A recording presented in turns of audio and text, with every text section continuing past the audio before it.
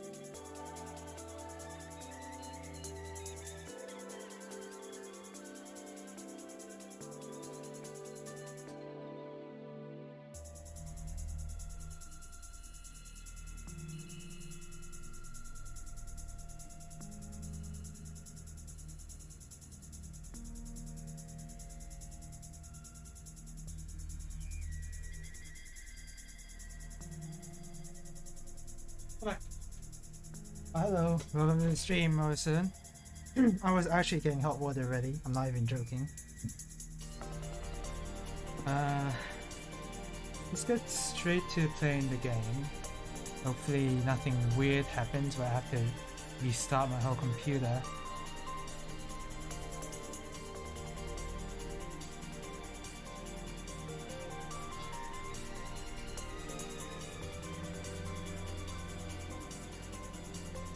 It's fine.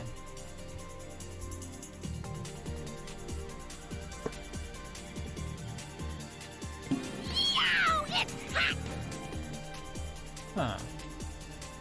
Did you hear that sound alert? You did, right? The sound alert thing did not show up with the notification, which is worrying me, but the sound played, which is very interesting. Well, whatever. Not that important. I made it to the second level of Zero Ranger. Oh, nice! You got past 1-4. 1-4 is a really long stage. It's like it's not that it's not that it's hard. It's just it's really long. But yeah, nice work. I'll let you know that the scoring for the second loop is almost very different. Like, so the second loop is mostly the same, and if you can play it mostly the same as the previous stages. The scoring is different because you have access to the mech, which allows you to overcharge your multiplier basically. Whereas in the previous stages you can't do that. That's really the only difference between the stages. There's not really many others. There's not many changes at all. There might be stuff like more bullets, but it's not too much different. So if you got past, if you reach the second loop, then chances are you're gonna have a somewhat easy time getting through the second loop. Up until the end, but of course, you know, that's the end. The end is the only part that's different. I never thought that Souther would ever ride aboard this ship. Oh, he's here? Because you never know what tomorrow might bring, huh?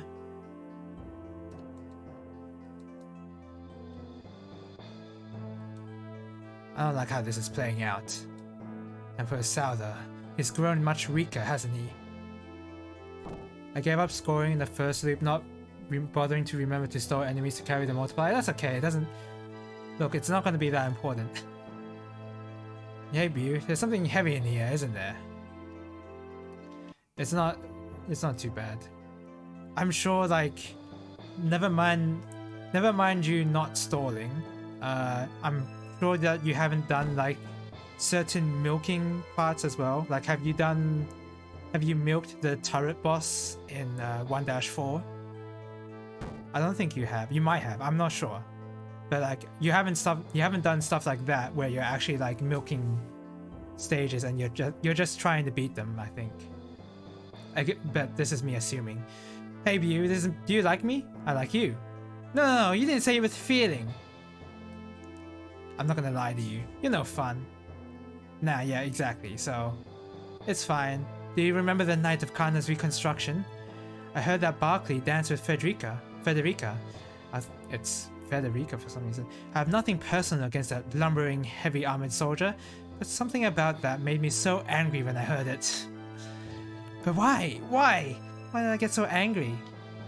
I just kill things fast. I go for SC pickups when you know the condition. Okay. Yeah, that's not too bad.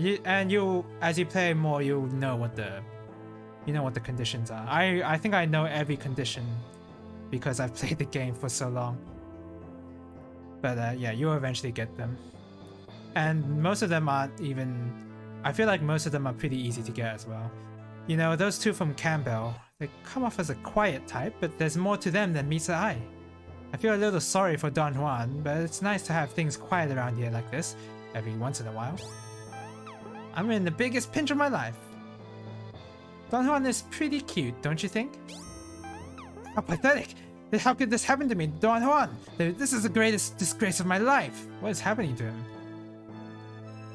Toying with men is actually a lot of fun. Don Juan in particular, I imagine, is a special kind of fun. You're looking so cool these days, Bu. Well, want to get the others to start making some rumors about us. I just started the game and I'm already reading this? Please! I was already kidding. Everybody needs to crack a joke and blow off some steam now and then, right? I wasn't kidding. Okay, what does the other thing say? Sorry. Oh, okay, same thing. Hey, did you hear the news? It's about Princess Yo-Yo. Tell me about it. I heard some painful sobbing coming from Princess Yo-Yo's room, as usual. I thought it might have been because of the Divine Dragons at first, but the anger of the Divine Dragons doesn't seem to be a problem for her anymore. So what could have made her cry like that? It's really annoying how easy it is to get point blank by popcorn enemies when rank makes them fire. So what melee weapon are you using? Are you using the drill or the sword? And which ship type are you using generally? His smile. It was only for me. It was all thanks to that sweet wine. Hehehe. If you're having a problem with point blank enemies, especially with type A type, what you want to do is I only knew about this way later. Type B sword. Okay, so never mind. But if you're playing with type A where you do a single sword swipe, then the point blanking things happens all the time. That's sort of true, yeah. And it happens especially with type B sword. It's not very big. The range isn't very far, but the benefit is that you have this pretty good auto fire rate.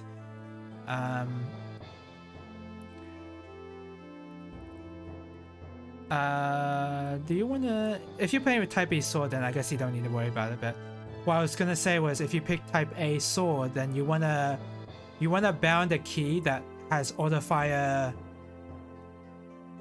button 3 on your controls, because that's how you continually hit the lock on, but also swing your sword without having to press it every time. But with sword, it's a bit, of course there's some routing knowledge, right? But then also you have to make use, since you're using sword, you have to make use of the fact that if you don't swing for a bit and then you swing, there's like this extra effect that you have, right? There isn't a Type A. Oh, whoops. Yeah, you know what? It's Type B and C. Yes, you're correct. You're correct. Type A, I forgot, is the boss you fight. That's grapefruit. Right. Forgot. If it's Type B sword, then yes, you do want to bound the key to auto fire button 3. That's very important, because you don't want to be pressing that all the time, because there'll be times when bullets will just get through and then you just get annoyed. The auto fire button helps a lot.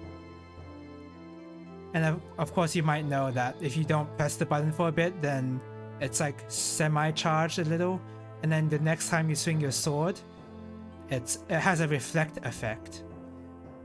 Yeah, bound all the extra buttons. Yeah, I didn't do that before, and yeah, I wish I did, but it's time for my medication. I think I'll go with a panacea today. Are you Federica, right? Yeah.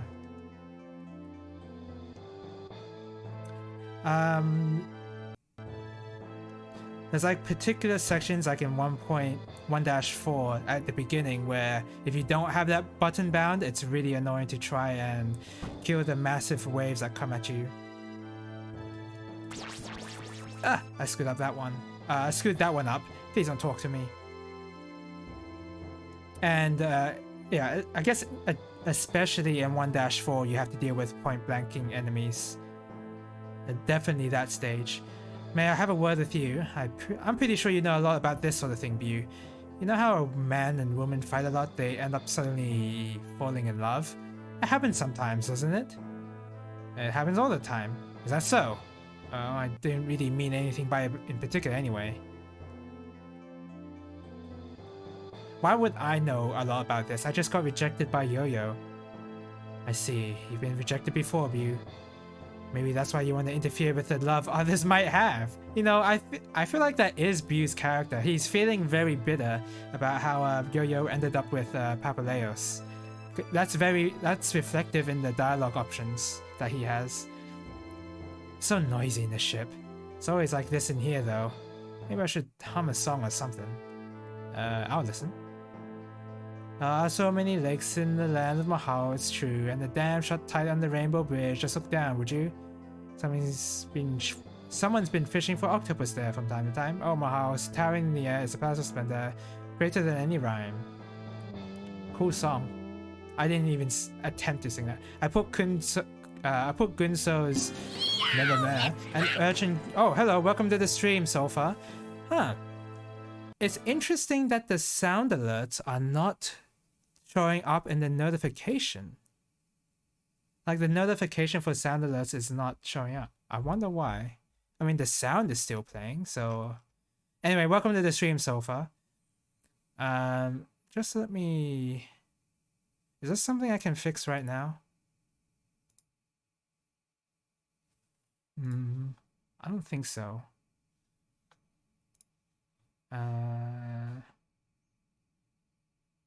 No. It would have to involve me going to the sound alerts thing and then doing a lot of tests or whatever. Yeah, I'm not gonna do that. Anyway, how are you doing, Sofa? Sorry about that. Hopefully you're doing well. I'm just playing more Bahamut Lagoon. I can't believe I haven't finished this game yet.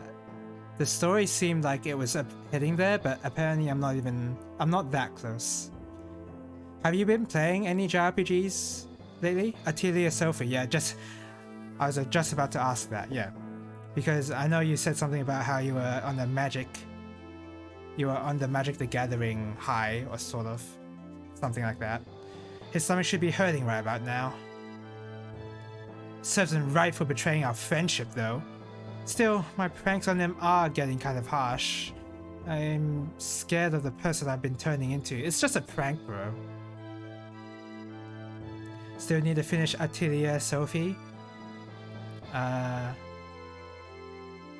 just can't save up enough money. Maybe I'm not cut out for this. Like new used books. Oh, okay, I don't need that. $1K for 60 proxies. Oh, I don't wanna. That is a lot of money for, like, you know, a competitive deck. I guess that's he's suffering from stomach problems right now. I guess that's what that is. Wizards of the Coast is on some next level ish. Is on something? Yeah. Honestly, I think so sometimes. Some item thieves snuck in and won't leave. It must have something to do with the ambitions of the Little Devil's Empire. You're ashamed at how small the shop is. Are you here to do some shopping?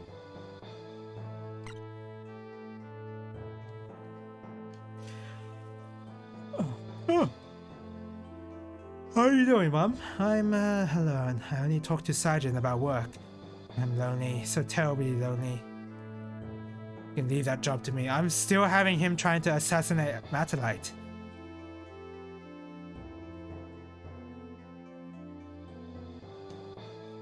How you doing? The sky is speaking to you, Bu. Be strong. Do not waver. Keep up the faith.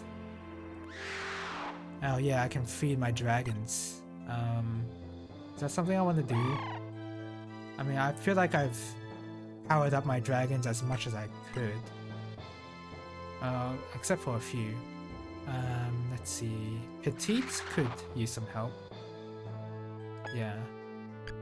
We'll give him some armor. We're gonna make this Petite super tanky.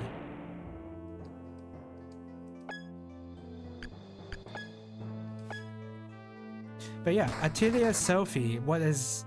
You know, I've already forgotten everything that you've told me about the Atelier series. Is that yeah, you know what, I'm not even gonna try to even say anything because I have no idea.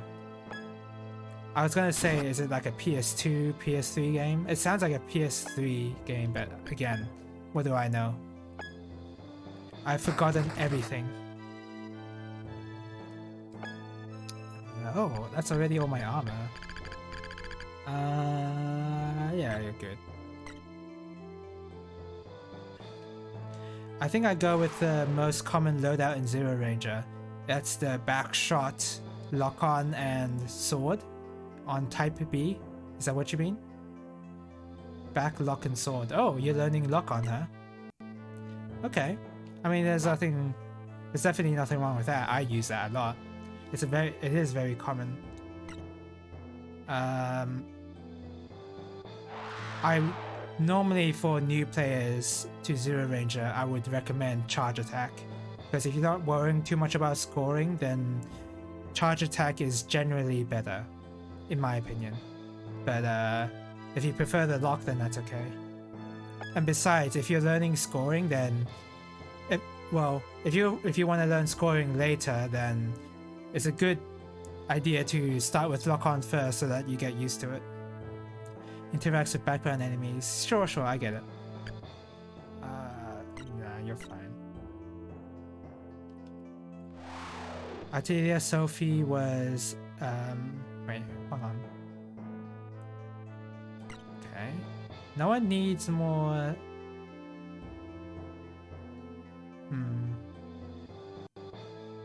Okay, I guess I'll give strength to this guy. Zuelos. Yeah, I will. Atelier Sophie was PS3, I think. I have it as part of the Mysterious Trilogy for Switch though. Oh, that's how, okay. I didn't realize the old Atelier games were out on Switch already. That's very nice of them, I guess. Oh, don't put that away, jeez.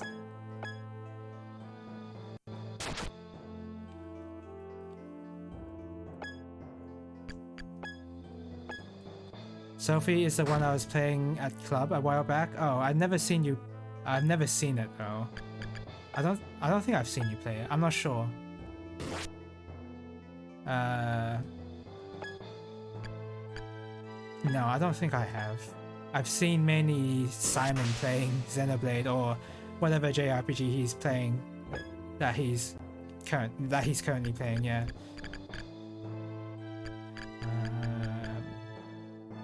I guess I'll give you this.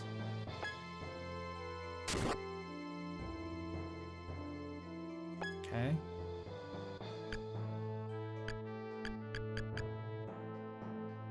Island, Dusk, and Mysterious trilogies are all on Switch. Oh, does that mean almost all of the Atelier games are available on Switch? That'd be nice, wouldn't it? But somehow I doubt it. Only Dusk and Mysterious got English physical releases though. Are you saying that Island only has an English digital release? Or it hasn't been localized to English yet? Is that what you mean? Or I don't know. What happens if I give you this? Does your dex go up? It does. Because as you know, daggers are dexterity weapons. That's been the case in every RPG.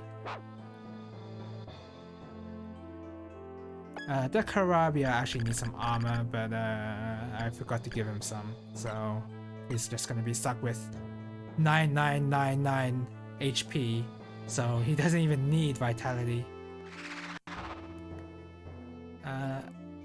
I was gonna give somebody intelligence. I guess Charizard. Island Trilogy is available in English digitally. Okay, yeah. Let's give you... I want to give you max intelligence.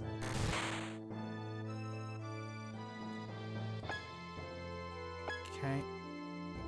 Make Charizard the strongest dragon out here.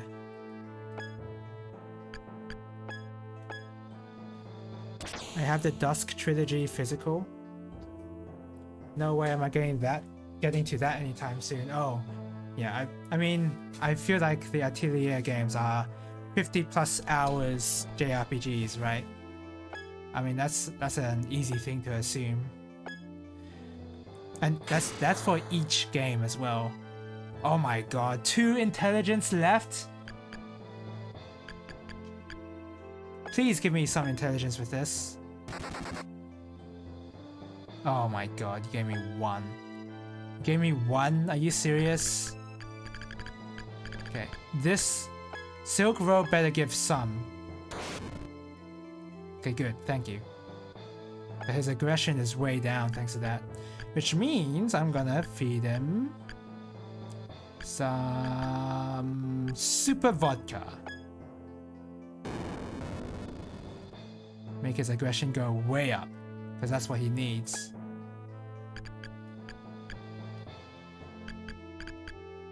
And we'll give him a bit of this. From memory, Atelier games aren't that long by JRPG standards. In my case, for that long, it would be... For a JRPG to be long, it would have to be over... at least over 30 hours.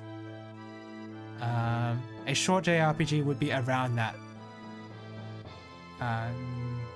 Around that time, but a bit less. I'm not sure. Basically, a short JRPG is Chrono Trigger. that's what I think of when I think of a short one. And maybe there's a few others that I can't remember right now. I think my Rise Up playthrough was about 40 hours. Okay, so not too bad. Not too bad comparatively. Yeah. Have an erotic book. I'm sure you appreciate that. I also tend to play my games a bit slower, so keep that in mind. Sure, just think it's only going to be different by a couple, by like 3 at least 3 hours, so it's not going to be that different to other people's playthroughs. I think you can do most of them in 20, assuming you don't take your time, and you just like, so all you do is just do the main story, I guess. I am not a fast JRPG player. Well, I don't think any of us are, considering how slowly I've been getting through Bahamut Lagoon. And Bahamut Lagoon doesn't seem that long, but it's felt very long.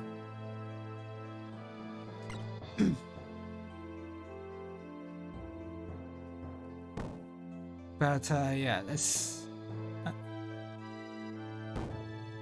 it's not like the length of the game is really putting me off from playing the Atelier games. It's just I've got a lot of other games.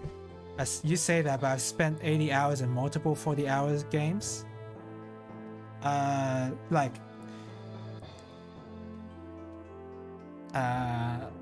not really including like you can say that for SMT1, for instance, but for a game like what you're doing in SMT1 isn't really like, oh, you're not really like doing it as a, this is not like content that the game wants you to do, like doing these glitches and etc. and practicing these glitches. Like as someone who's speedrunning a game would say they spend a long time in these short games. Unless you mean like, what am I trying to say? Like you can say Ikaruga is just 20 minutes. Ikaruga is just a 20-minute game. SMT1 first playthrough was over 70 hours. Yeah, but you're also doing like tons of extra stuff. But that's exactly the point you're making, is that you do play these games really slowly. But yeah, it's sometimes the game time of a game doesn't really show how much content there is in the game. It's not really a clear indicator. Ikaruga is a 20-minute game if you credit feed, yes. Yeah, it's a 20-minute game if you have infinite money in the arcades. Tales of the Abyss took me and a friend 80 hours. Tales of the Abyss is that the new one, or is that the PS3 one? Well, I say the PS3 one, but there's a couple of them. Why did my phone just light up?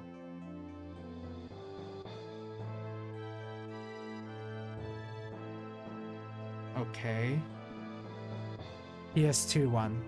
Okay. I have even less idea of the Tales of games in the PS2 era. I never imagined I'd be looking after the Emperor. Emperor Souther is here. But indeed, for some odd reason, I can't seem to bring myself to hate him. Ryu, I just can't get over these feelings of mine. The same for Papaleos, of course, but why does Souther have to be here on the Defiant? Can't figure out what Princess Yo-Yo is thinking these days. She's an Empire appeaser.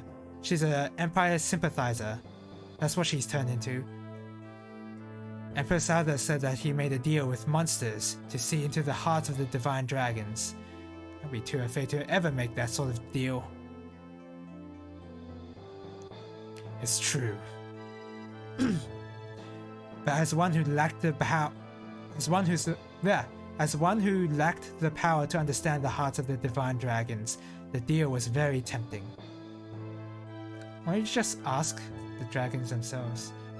And thanks to that deal, I was able to understand the heart of a divine dragon, Hyperion. It was Hyperion's dream, or maybe a memory. I can't be sure. What was it about? The divine dragon's hearts are filled with so much anger. That anger is directed at Bahamut. That much I know for sure. But the divine dragons have been hiding something from me, because they don't want me to know. They're hiding something underneath all of their rage and hatred.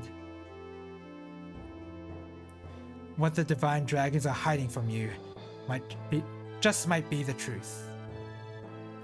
What was in Hyperion's heart was a battle. It was war. A war between the divine dragons themselves. The divine dragons attacked each other, shedding the blood of their own kind. Their hearts were overcome with rage and hatred. They were unable to think of anything at all. And their battlefield was Aurelis itself. The greenery of Camber was burnt to ash. Maharo's lake turned poisonous. This happened a long time ago? All of our beautiful lagoons were covered with the flames of destruction. Why did the divine dragons have to fight each other? Yes, it was because Bahamut was there. Bahamut, the divine dragon and guardian of Kana, was despised by all of the other dragons. Bahamut betrayed us. Bahamut disrupted the natural order. Bahamut must be killed. Though these were the thoughts of Hyperion. But I don't understand it either, this battle between the divine dragons. Were these memories of an ancient past? Oh, okay. Was it a dream of an impending future? That I do not know. There was a war between the divine dragons long before recorded history. I know about that war. I see. But still, if such burning rage and hatred existed within them back then, if such thoughts were to leave scars upon the hearts of the divine dragons, then their feud in the past would linger on into the future. Okay. I mean, yeah, sure, but would that really give you a flash forward into the future of a future war? Is that really what that leads into? Will this era of grief and rage come to an end with Bahamut's defeat? Is that the new era? What are you doing there? That must be it, right? What lies beyond the door is a new age. But the new age doesn't belong to us, no. It belongs to them, the divine dragons. So the dragons want to take over the world? I'm sure he'll be fine. I'm sorry to have to ask this much of you. I like to gaze upon it, but I can't. General Papaleos, please use the terrace above this room.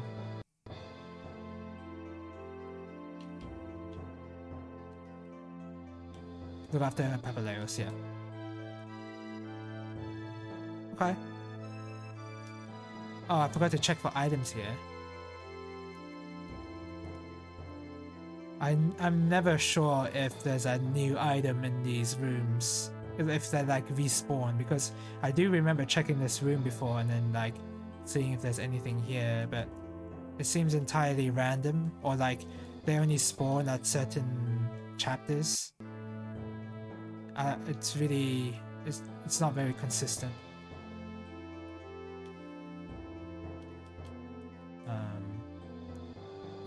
They said to use the terrace up above, but I was just there and nobody's going over there. Oh, there you are. I wonder if Emperor Salah's doing well. I'm sure he's fine. That's what you said, right? I was supposed to have claimed the whole sky as my own. All of Aurelis. Papaleos.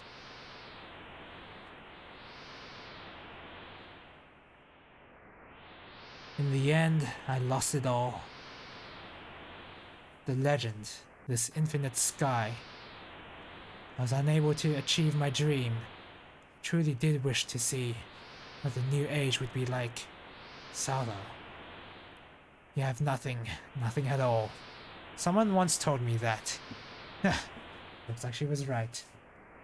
A request of you, not as the Emperor, but just as Sala, from one man to another.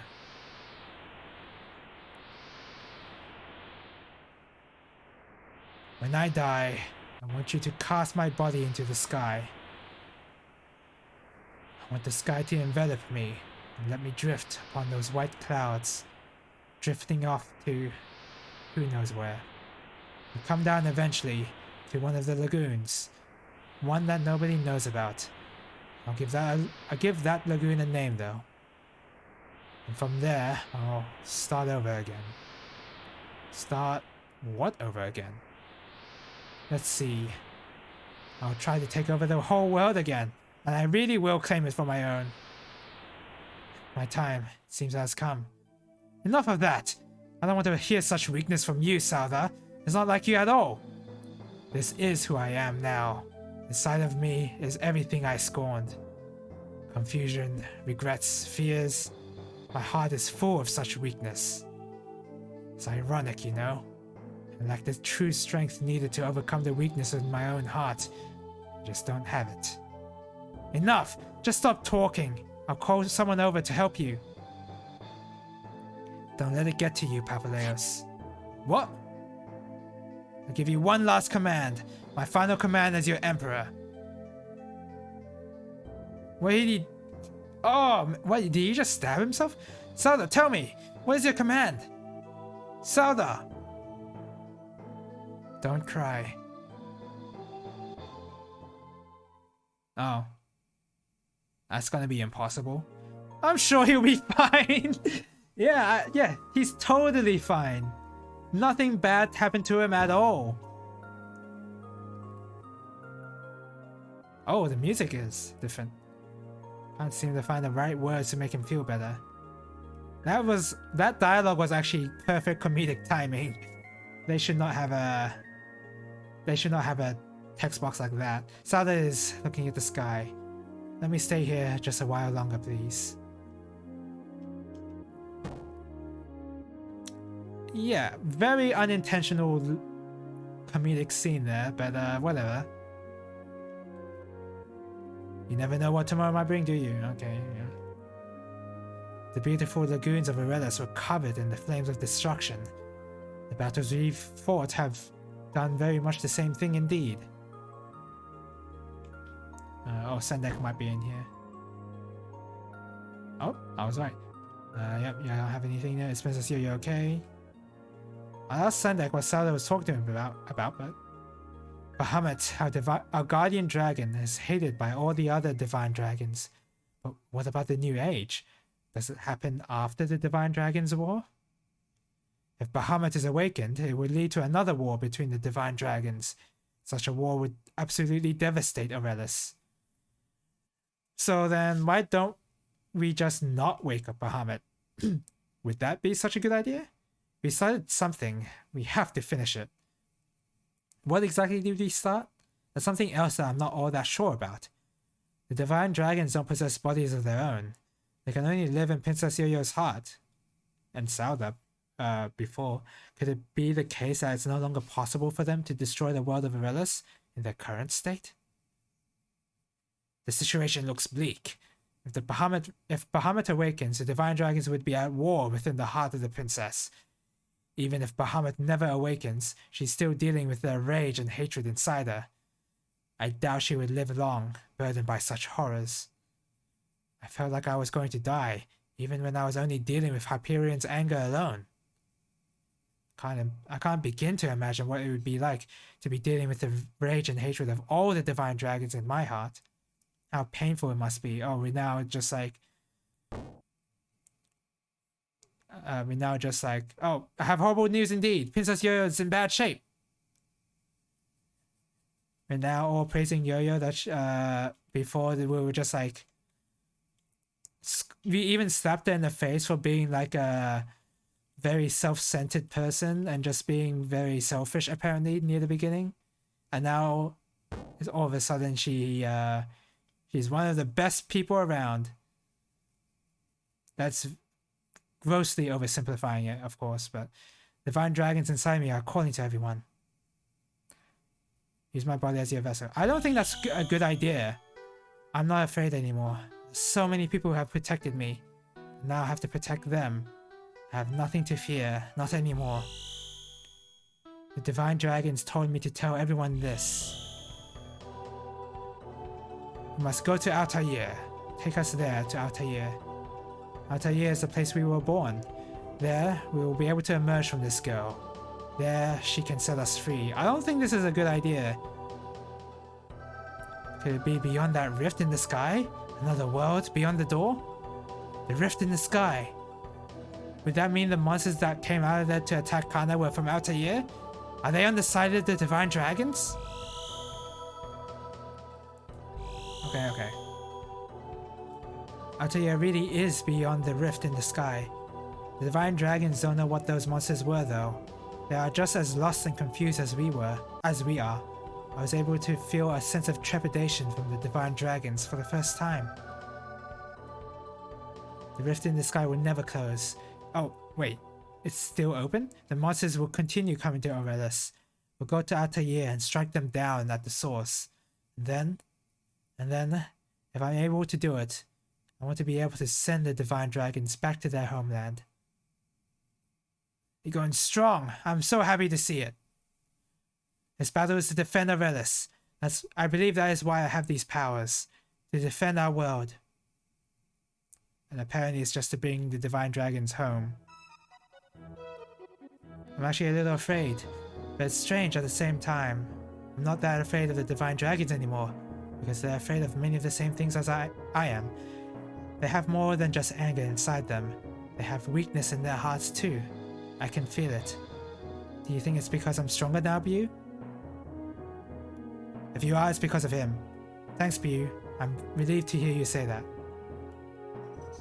Continue with the preparations. Yeah. Can I feel what's in the heart? I'm sure it's because the strength of the Princess' heart is keeping them in check. Commander of the Aurelian War Dragon Squadron and substitute captain of the Defiant. Do your very best indeed. Are you ready? No. Must be hard being a substitute captain? What does that mean? I don't think there's any more new dialogue. I'm just gonna go ahead.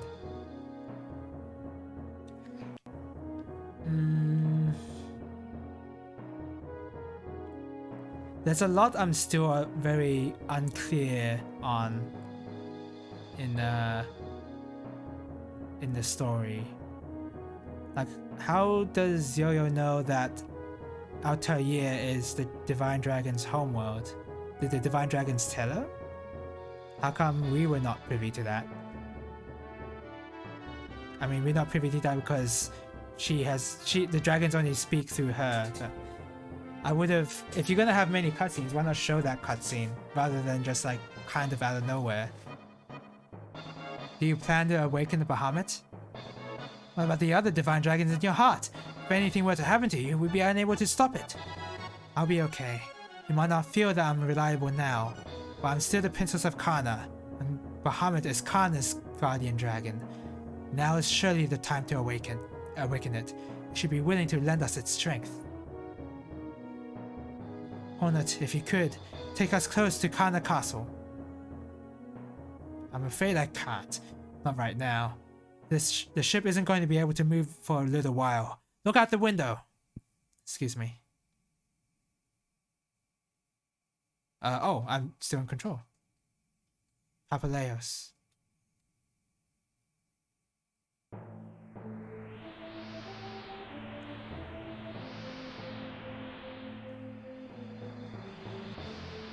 Oh.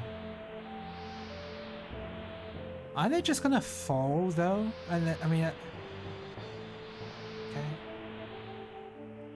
I guess they're gonna fly in this. They're not gonna be in the sky for long.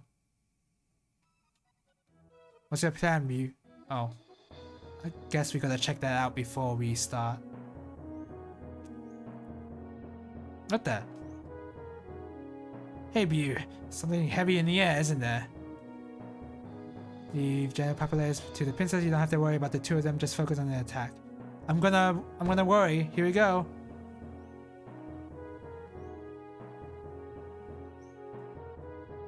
No, they're not there anymore. Okay.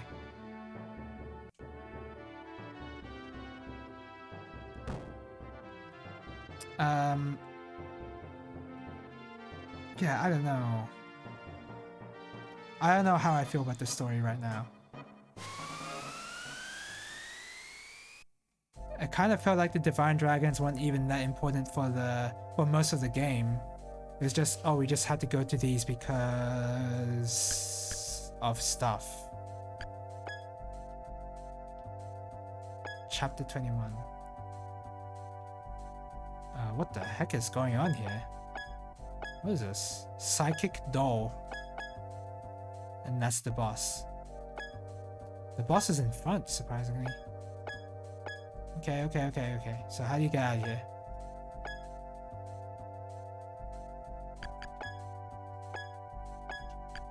Give me that.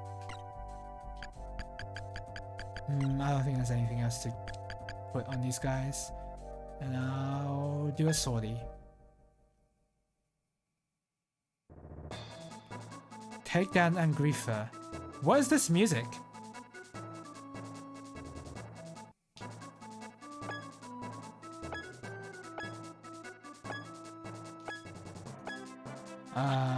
Very strange music to be playing. Alright. So the boss is gonna hurt.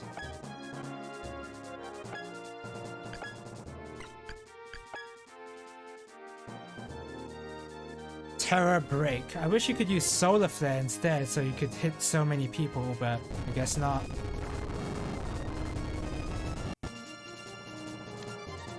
Hey.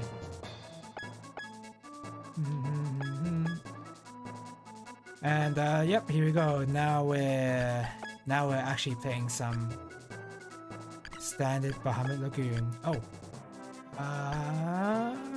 Garuda? Yeah, that's pretty good.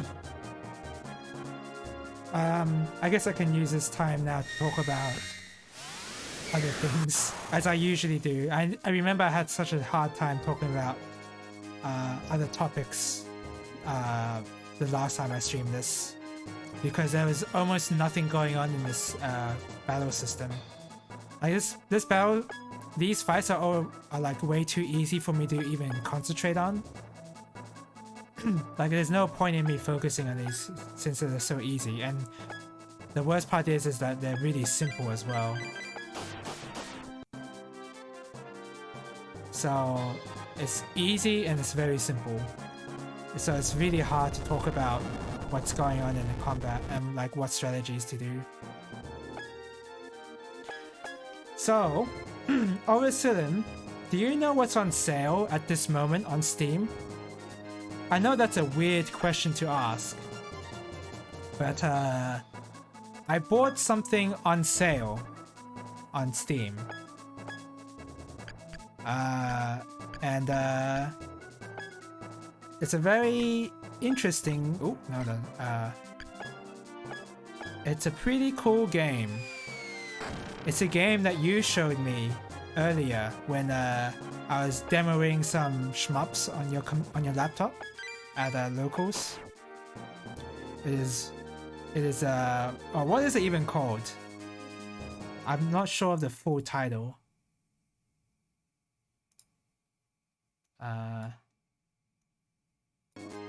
Okay.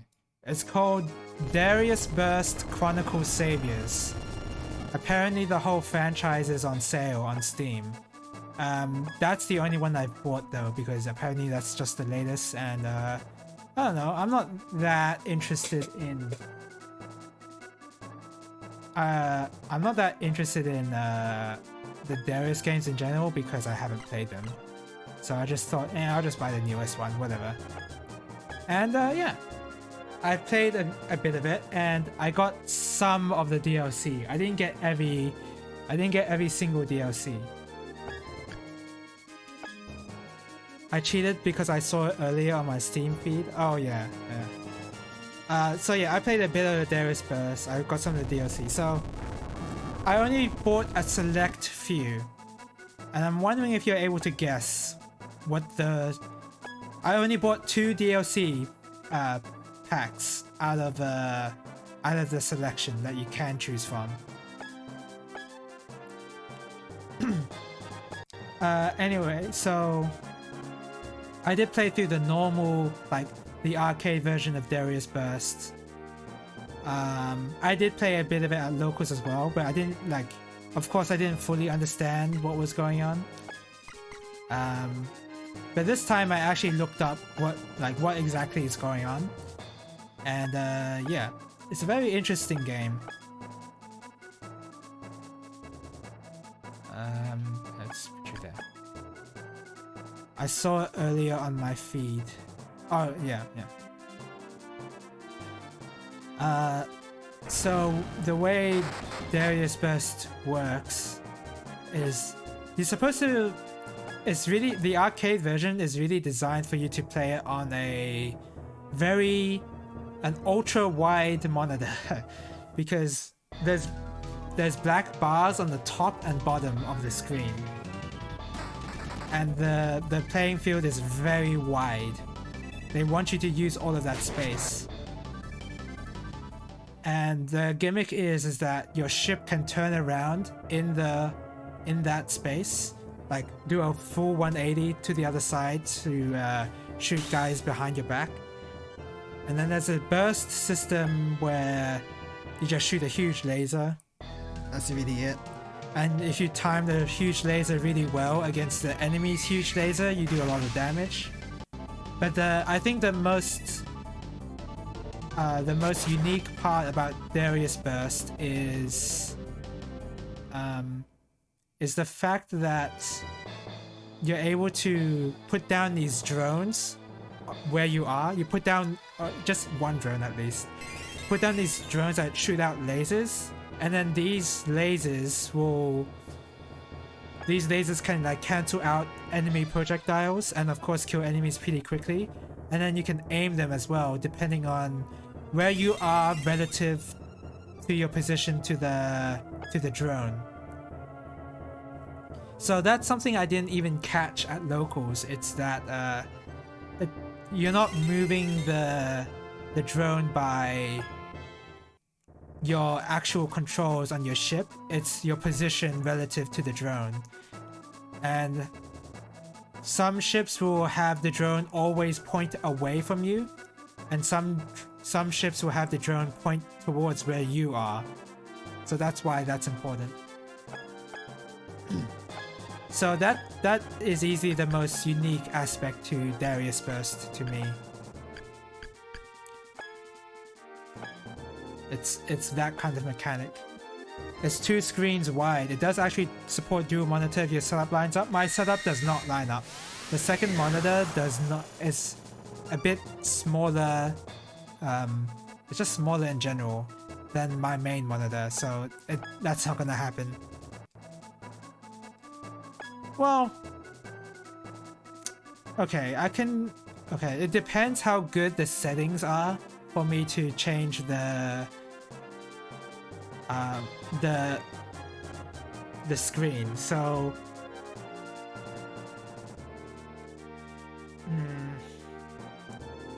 I'll try it out and see if it works, but I'll just say that my second monitor is smaller and it's different. It's a different monitor, so I don't think it will work as well.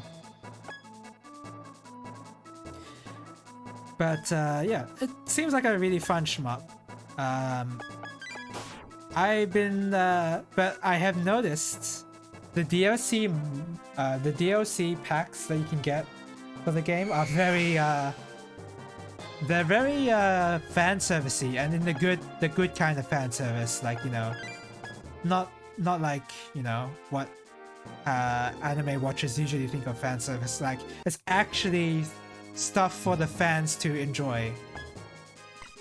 So the DLC packs I bought were because they were also on sale, but I didn't feel like paying for all of the DLC because I don't know some of the shmups, and also I mean, the art book is actually pretty good, but I didn't really want it. The crossover DLC does collab with everything under the sun. Almost everything under the sun. I've noticed there's no Treasure or Saikyo, but I mean, I feel like for Treasure you gotta have at least that pack, right? You have to have some Treasure representation if you want to claim that you collabed everything under the sun. But anyway, like, what I bought were games that I like.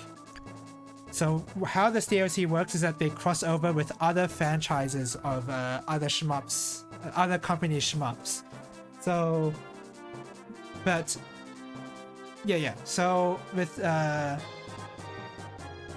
with the packs I bought one from Cave and one from Ating. Now, I want you to guess, Orisiden. I think you know which one the one from Ating is. I think that's really easy. But what do you think the one from Cave would be? Which of the 3 games from Cave, which of the 3 DLCs from Cave would I have bought, do you think? I can definitely narrow it down to 2. It's not Death Smiles. I don't really intend on buying any more DLC because I'm pretty happy with the two DLCs I got. I just say with the Aiding one, it's obviously Battle Garega. Obviously. I don't even know the other Aiding games. All I know is Battle Garega, and that's the one I bought. What's extremely fun about the DLC is that they actually did a remix of the first stage music. They did a remix of the first stage music in Battle Garega for the DLC pack. I thought that was amazing. I was like, oh, I'm not even nostalgic for Battle Garega, but I already know how awesome this is. I didn't even play Battle Garega for that much, and I'm like, yeah. I'm sure you know of Major Daisakusen. That's the one with Miyamoto in it, right? Like the extra ships in Battle Garega. Sure, yeah, but like, I haven't played it, so it's, yeah, I wouldn't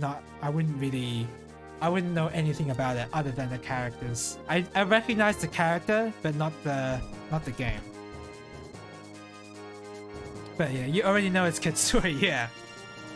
Dodonpachi, I mean, it's good, but I've already said a lot of times that I prefer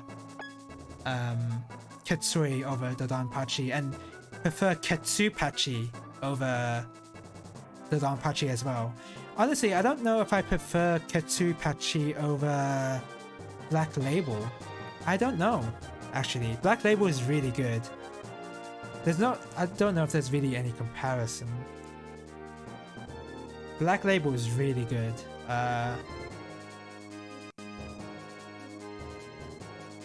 Ooh, this is tough. I don't know what I choose between the 2. Maybe Kitsui, honestly. Maybe Kitsui.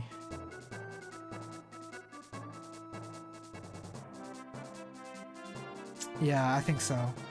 With Black Label, it's a little... how do I put this?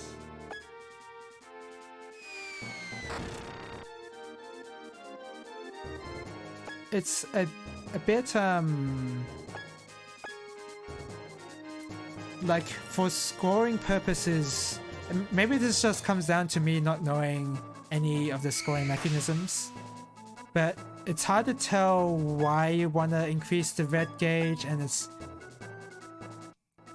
sort of like you have to know in the stage how to bullet cancel. Like, you have to know what enemies cancel bullets if you want to survive in that. Whereas in Kitsui, it's a bit like... But it's very nitpicky. I'm grasping at straws here, I'll be honest. Because in Kitsui, you kind of... I don't remember bullet cancelling in Kitsui, but both games have bombs, so both of them have defensive mechanics. So it's... I don't know how to put it.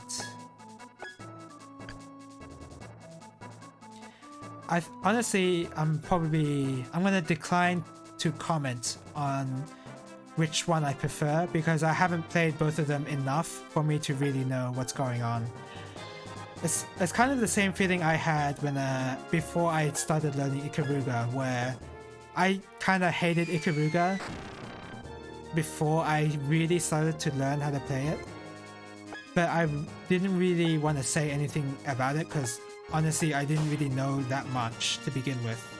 So I think the same thing is happening here, where I'll say a lot of stuff and I might be correct, I don't know, but this just comes down to me needing to play those games a lot more than what have been playing of them.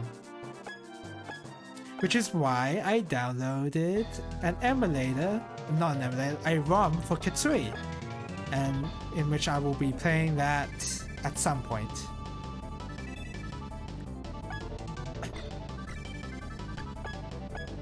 Because I'm aware of how the scoring mechanism works. It's you do your wide shot up close to the enemies, and then you do the lock-on shot to cash in, and that's the rhythm.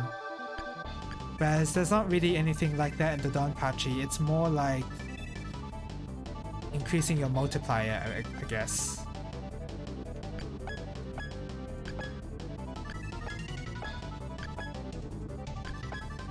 I'm not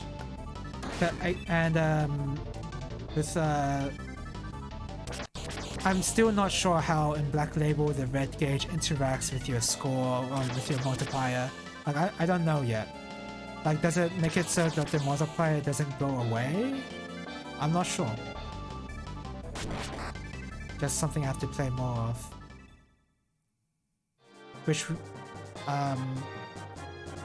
Which of course how I usually play shmups is just like I would dabble in some of them, and then I'll have one that I'm actually learning. I don't like to learn multiple shmups at once because otherwise I'd be spread too thin. So if I were to actually learn Kitsui or Black Label, it would have to be after Ikaruga and Battle Garega, because those are the ones I'm actually trying to improve on for now. White truck.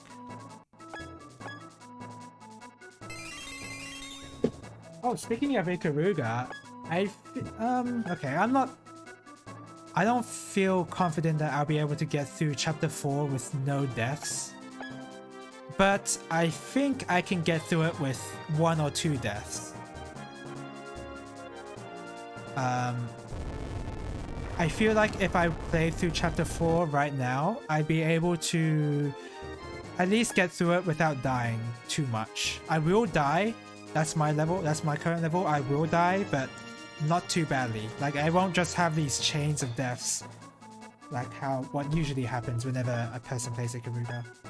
So I guess all that's left to do is to get to chapter 5 and practice that. It has a Garega thing of pickups increasing in value as you get them consecutively, so you get the cubes to max value then point back with lock on, because when your locks are the same target, it's just continuously dropping cubes.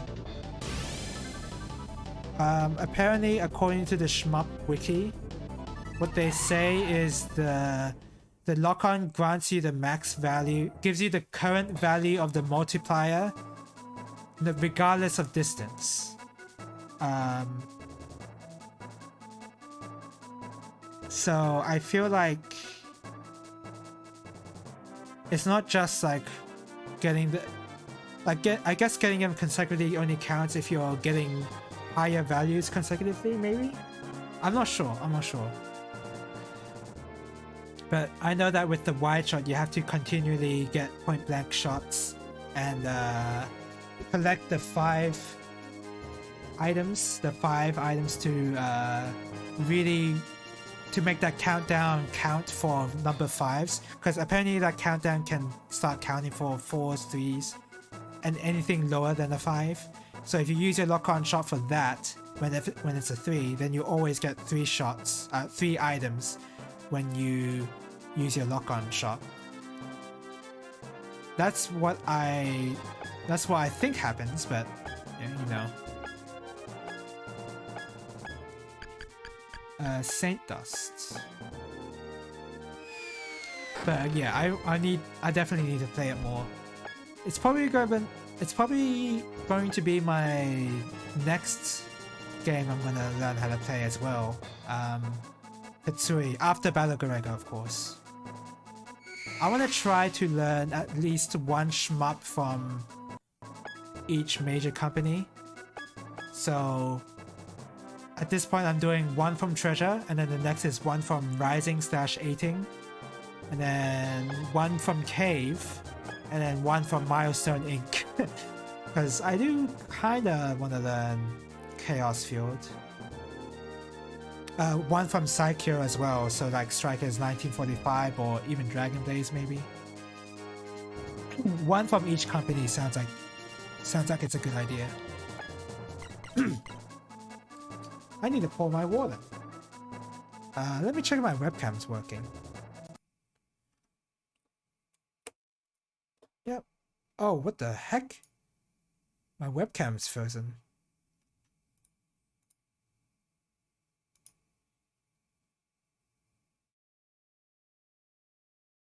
What happens if I do that, right?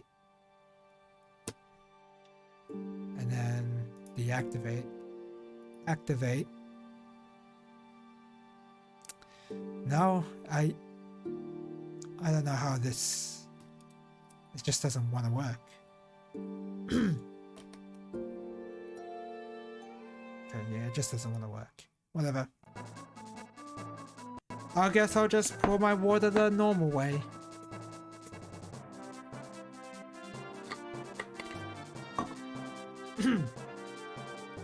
But yeah, we got into this discussion talking about Darius Burst, didn't we? Yeah, the Kitsui pack, I didn't really notice like any fan extra part, like fan servicey part, but only because I haven't really played that much Kitsui. But I definitely noticed it for Battle Garega. The remix for that, for stage 1 was awesome. I really liked it. And the cool thing about these DLC packs is that they have the same, well, they have similar scoring mechanisms of the game that they came from.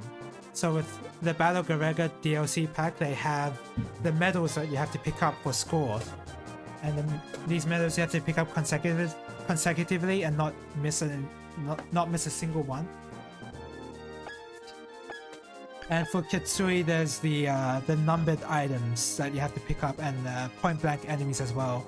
So I really like the detail that they try to be somewhat faithful to the scoring mechanisms of these games. Like this was like actually really good fan service. The best I've seen. I kind of wish that. Now I know this would take a lot more work, but I kind of wish that the enemies and stages were more reminiscent of the original games, but I imagine that'd be way too much work for... I mean, there's a decent reward for that, but like, you know, it'd be too much work. It would basically be them making the same game again, and I'm not sure they would want to do that, so... I think they would be happy with just the ship. Which, I mean, yeah. I am happy with just this. I am happy with just the ship.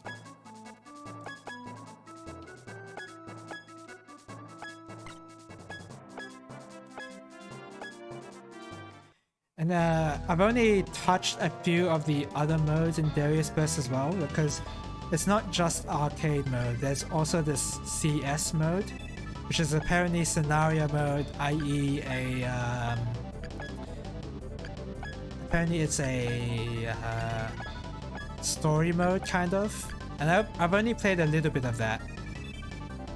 And it looks like it's just the same, almost the same stages at varying levels of difficulty.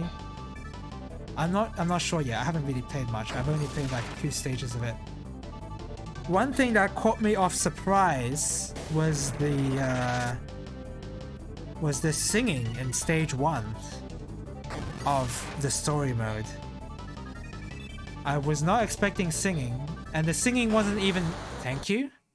That enemy just said thank you. I was not expecting singing, and it wasn't even good singing, mind you. It was pretty bad singing, but I really admired the effort to make that stage really hype. So yeah, I'm enjoying Darius Burst at the moment. I'm only just gonna play the game just for kicks, like, you know. I'm not gonna actually learn it, but so far it's just really fun.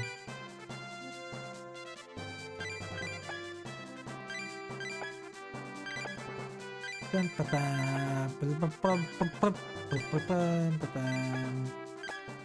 just want to be done with Ikaruga now. So yeah, I guess I'll practice chapter 5 because it's not that I can't get through chapter 4 without deaths. It's just that, oh god, that's loud. It's just that what was I even gonna say? Yeah, I won't go through chapter 4 without deaths, but like I'll get through it. If I have 4 lives by the time I get to chapter 4, then I'll at least get through it. I'll at least get to chapter 5 with 1 life remaining. That's my goal. I mean, it's not my goal, but that's my level. I think that's my current level. And that's me being like, oh yeah, I'm definitely gonna die here. I'm definitely gonna die here, even though I know how it works and I've actually practiced it a bit. And in a vacuum, those sections I'm having trouble with, I've actually not been doing too bad. But it's a totally different story whenever you're actually doing the whole stage from the beginning. I did what my late father couldn't do. I was able to talk with you. My strengths, my weaknesses, it's all here with nothing kept hidden. Divine dragons in my heart. You must face Bahamut. I also appreciated how short that fight was because all the enemies were grouped up with each other and were very close to my group as well. Can't every fight be like that, please? If you can't cool your anger and you can't hold back your hatred, then fight your battle within me. But either way, in the end, I still won't let you do whatever you please. Have you confirmed that Bahamut is a bad guy here, or is it the divine dragons that are bad? Oh! Not a pleasant visual there. Just 3 bright flashes.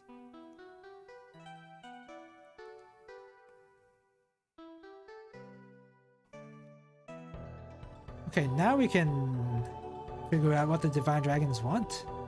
Dragna Yo-Yo.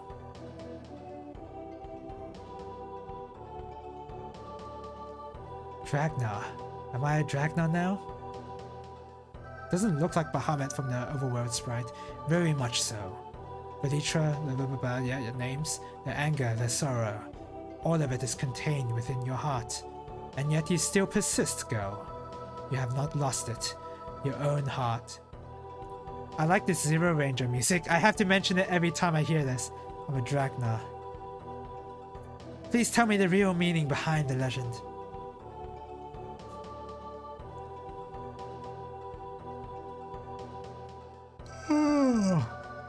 That's his dialogue. That's me reading that text. The new age is the age of a revival.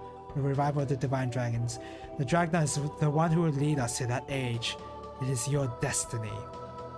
And once you're revived, what exactly are you planning to do? Are you going to go fight each other? Hey, asking the good questions here. It is a new age. One that I'm unable to look into. I can only be guided into it. And you are the one who will do that. But what should I... He did not answer. Massive evasion. His evasion is 100 there. Holy crap, he didn't even answer the question. He wasn't even close to answering. We must unite our hearts as one. Our hearts, so full of hatred for one another, must all be united. And once we are reunited, the door will open completely. Can you do this, Dragna? Why do you want to do that? Yo-Yo, can you ask why, please?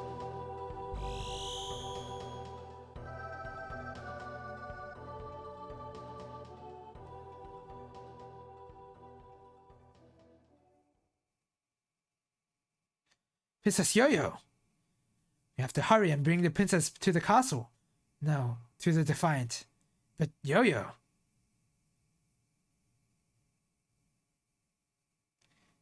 Must take off immediately. The door is going to open. The Divine Dragons will open the door. We'll all go to Altair together. Please handle the preparations, Bu.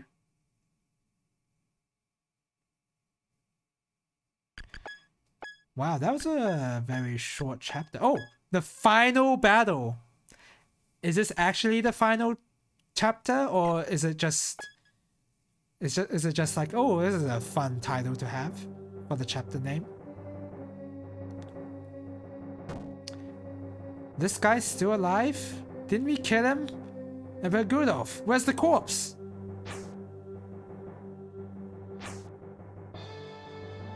The corpse? I think you would make a fitting replacement for the Emperor, actually.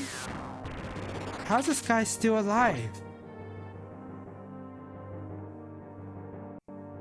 Can't leave the people waiting. They want to have their sad little funeral for the Emperor, after all.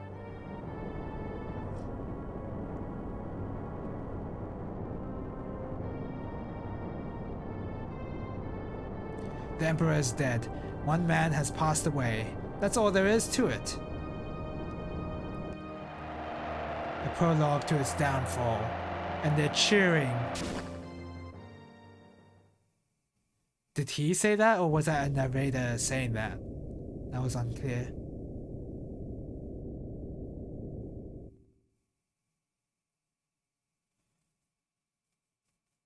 Oh, excuse me. That's what he said. She said. Princess Yo-Yo, where is it? Where's the door? Apuleius. Yo-Yo, are you alright? Just swinging his sword. His axe, I mean. He uses axes. Oh, that was there the whole time?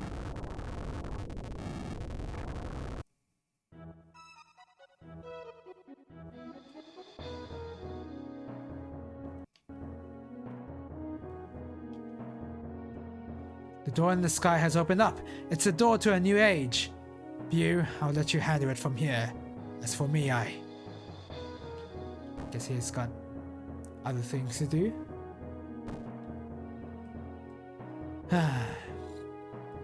Oh, sorry, I was just thinking. You had better just stay away from Madelite right now. He seems irritated indeed about Princess Yo-Yo and the General. Isn't he always?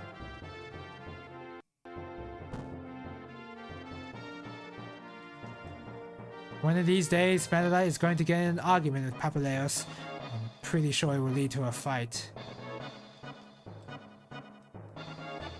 Princess Yo-Yo is always together with Apuleius and never pays any attention to me now.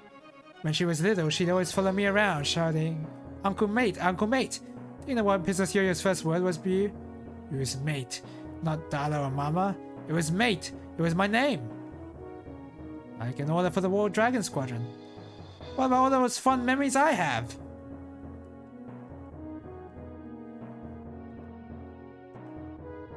Oh, those were the days. See anything in this bed? I have to check every time.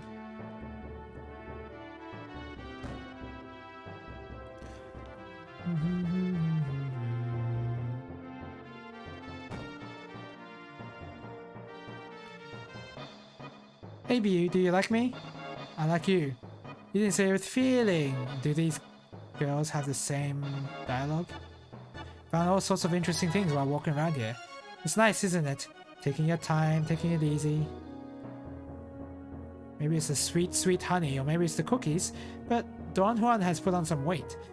We might not be able to see that Don Juan jump anymore, you know what I mean?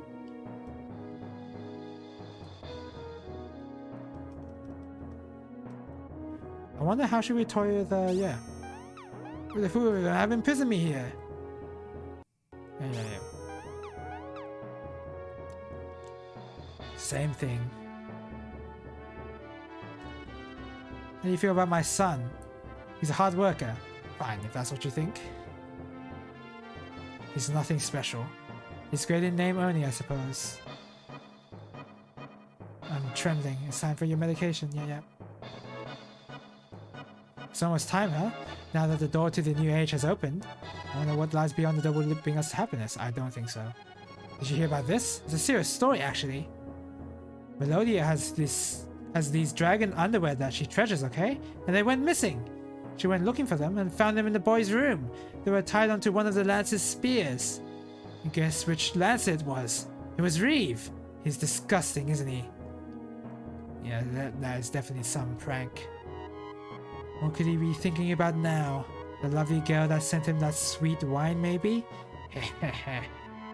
Oh, that means I'm stirring around somewhere inside of his heart. I can't believe we have this kind of character in our party. I guess it... I don't know, it makes for some good laughs, I guess. Just a yandere character out of nowhere.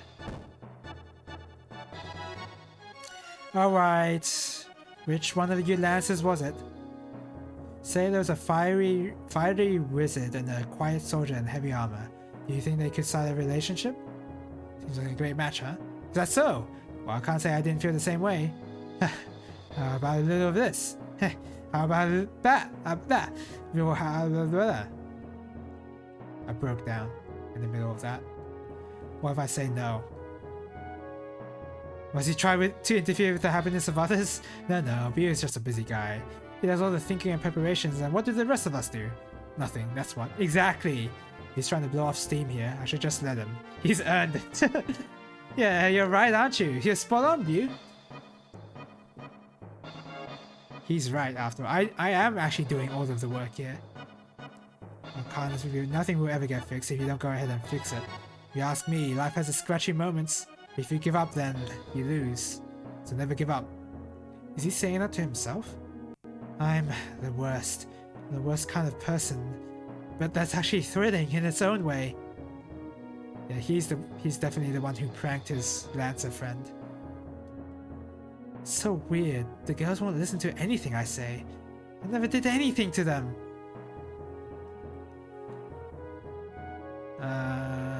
Yeah, I don't need any of that. In terms of gear, I think I'm pretty good.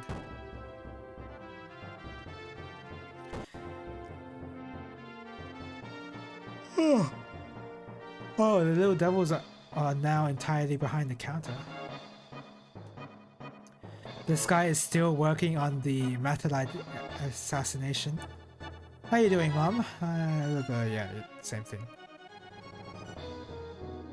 And the dragons haven't changed positions, meaning it's the same. There's no new dialogue with the dragons.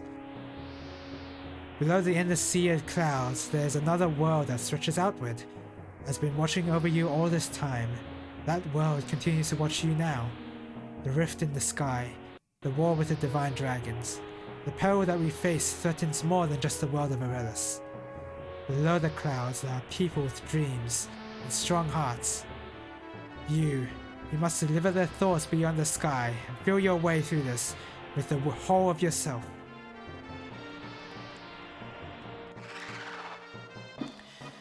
Okay, so do we have any armor? Oh, we do.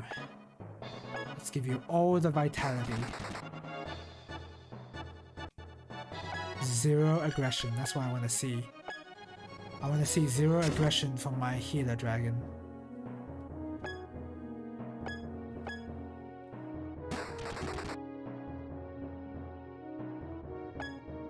Ugh, excuse me.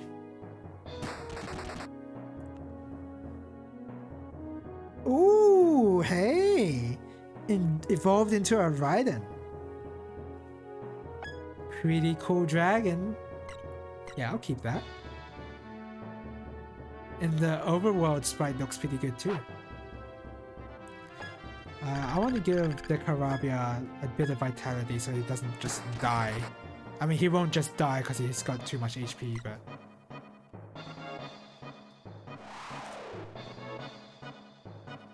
Oh yeah, I want to give you some strength. Let's hope that you're gonna get max strength. I'm gonna be very disappointed if you don't. It looks like that's happening. Yeah.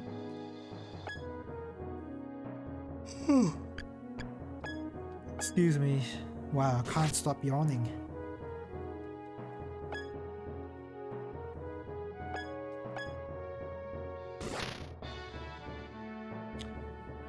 Oh, max strength and he still didn't evolve. So I guess all that's left to do is to give him the dark element, which is from the Fritty mushroom. I guess we do need to buy more mushrooms just to train up these dragon fellas.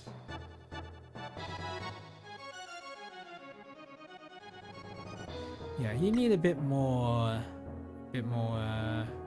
mushrooms.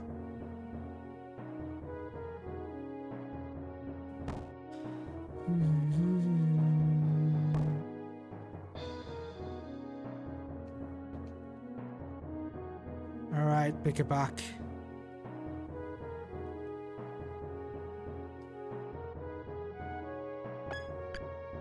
Give me all of this. I think your mushrooms. I've been spending more money on your mushrooms than anything else, pick it back. I think you're good.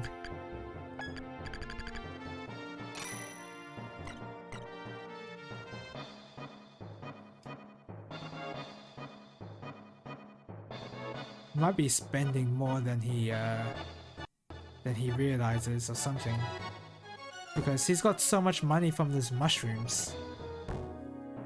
At least only for me.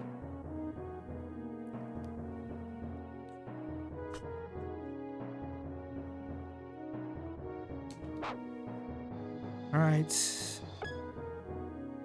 Wait, no, not you. Where's this guy? That's not a black dragon overworld sprite for sure, but sure, whatever. So I need 23 fruity mushrooms.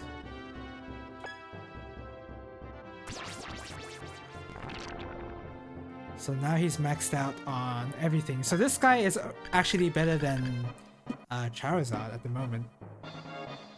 Let's see. Then a bit of Panacea.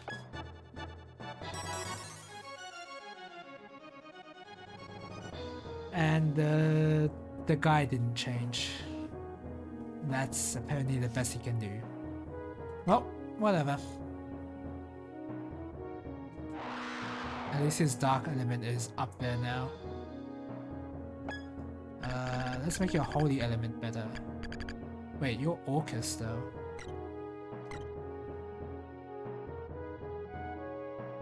This guy... I mean, this guy is better than Orcus, but the problem is the HP is too low, so we'll improve you.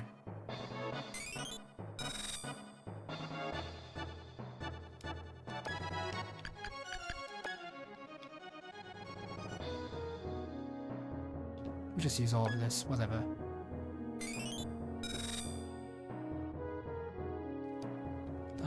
That's not a lot of health at all. How much does one of this give? Not a lot of HP. Give you a bit of magic.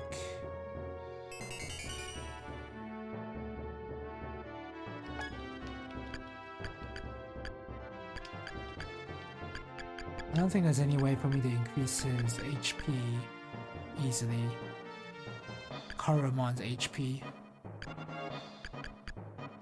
Oh, I can feed Dragon Dunk to my dragons if I wanted to.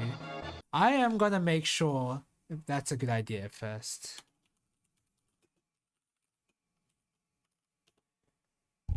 I don't know what exactly that will do.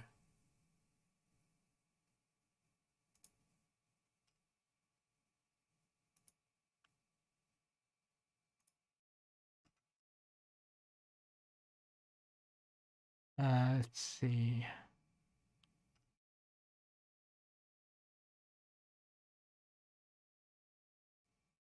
Holy crap, that's a lot of stats. Minus 20 intelligence.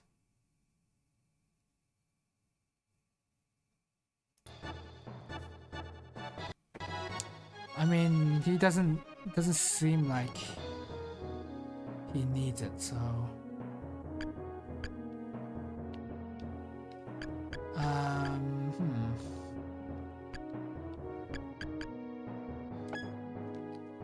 give him some of these.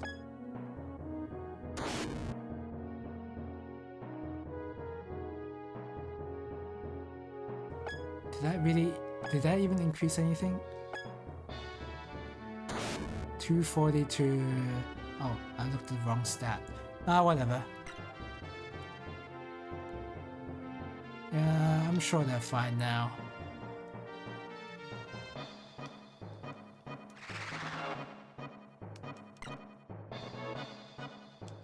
Yeah, I'm sure they're fine.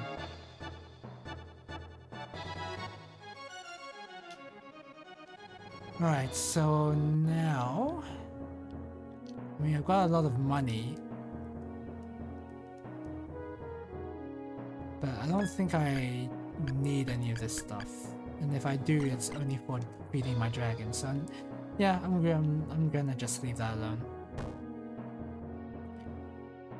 But time to make some progress. You're concerned about Yo-Yo? I assure you, she's fine. What's the matter, Bu? Where is the door anyway? Where is the door to the new age? Wait a moment, Bu. I'll try peering into the hearts of the Divine Dragons now. My standing with the Divine Dragons has changed compared to before. Need to unite all of their powers as one. If they don't, the door won't open. They've opened the door and the place is... They've opened the door already? The sky above Granvelos.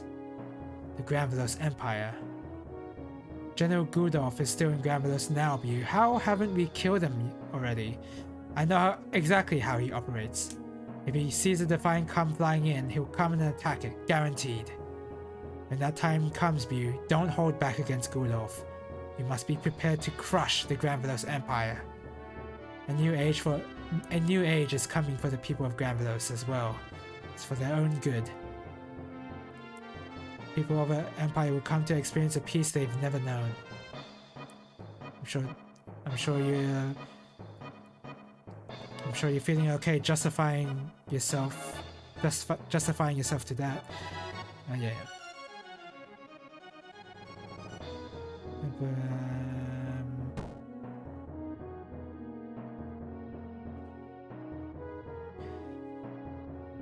Alright. Can I move on now? To the Granvelos Empire. It's gonna take a while, I should get ready in the meantime. Am I able to power through and get to the ending maybe? I don't know. If there's 3 more chapters, I have something to tell you, Bu. I don't want to hear any of it.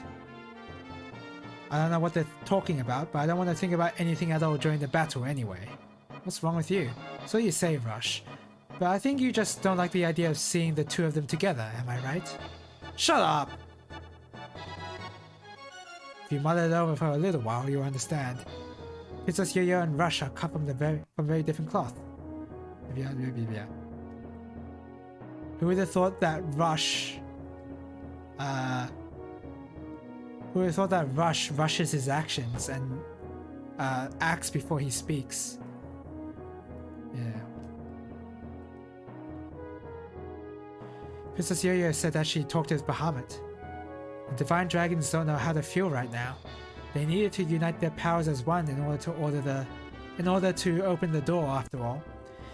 Apparently it was the first time they'd ever worked together like that. The powers that the Divine Dragons possess are staggeringly strong, but even they don't seem to know exactly how to make use of these powers. Really? Seems they enjoyed seeing all the humans in Aurelis trembling at their might. Conflict between them started when Bahamut tried to stop them from tormenting humanity. That's what started the war. Wow. Yeah. That is exactly how I thought it would plan out to be. The truth is that Bahamut was the youngest out of all the Divine Dragons. Its power was beyond its ability to control. That's what set off this ancient war between the Divine Dragons. Powers beyond its ability to control. That's what started the war? So, a lot of people must have been caught in its attacks. Then it ended up killing people. So, that's the reason for their war. It's as pointless as any other reason. Wait, no! Hold on a second. That's not pointless because the other Divine Dragons wanted to torture humanity and Bahamut did not. Isn't that what Yo-Yo just said? I feel like that's very important.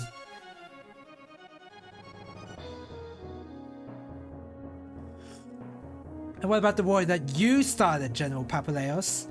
Are you admitting that the war you started was for nothing? The reason was to make his dreams come true. So there was no point to this. It was all just as pointless. I think...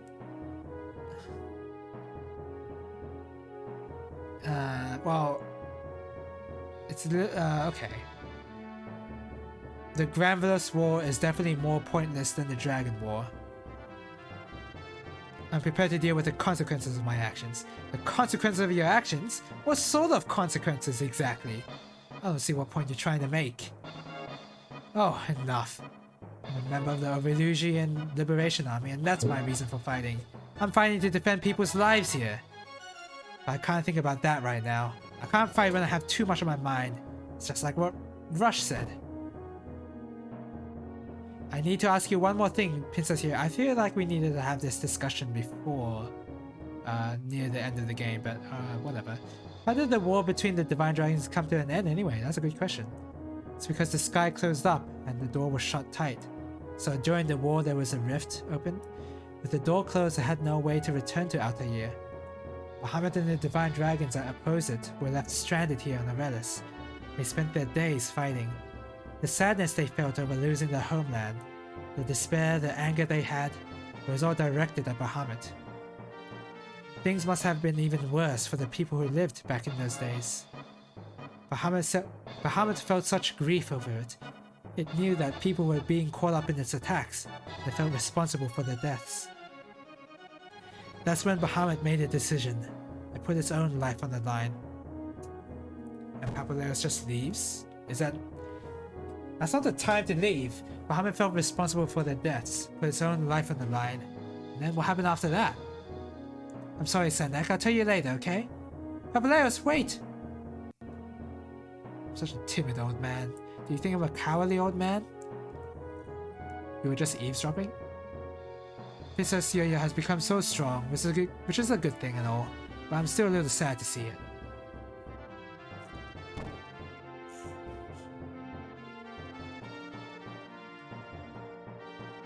Okay, you have nothing to say?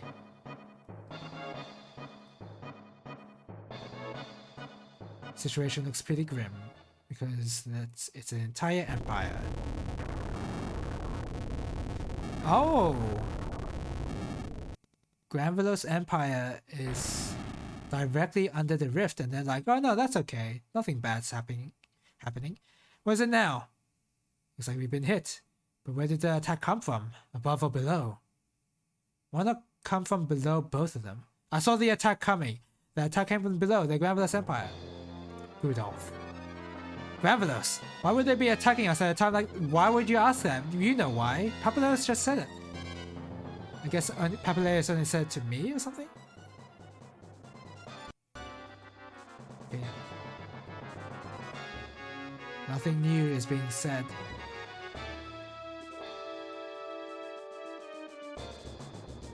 Let's go. Oh. Let's go. Will you be able to fight against the land where you were born and raised in West Philadelphia? It's just as long as I don't think about it or anything else.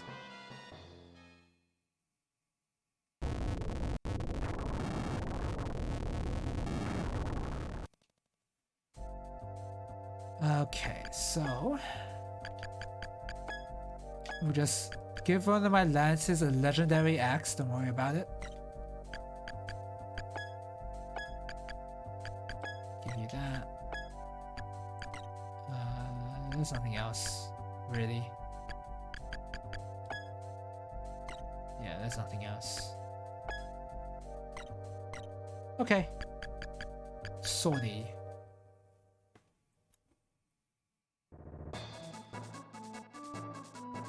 Take down Guno. Oh my god, this is gonna take a long time. Okay. Alright, fine. It's gonna take a while. I'm fully gonna accept that. I'm just gonna move on. I could break down the wall, and there's cannons there as well, and then there's a river right here. There's a huge cannon here. Siegfried. Oh man, this is an annoying map to. It just rocks. Oh, nothing. Yeah, this is a very annoying map. Okay. Well, I don't want to use summons this early on, so I will do this and destroy those two cannons. Alright.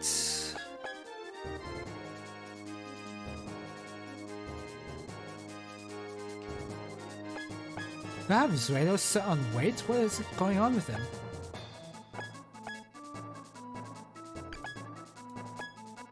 Boop. I guess while this is going on, I can eat my steamed bun. Because I highly doubt there's going to be anything special about this fight, but who knows, maybe there is. But I doubt it.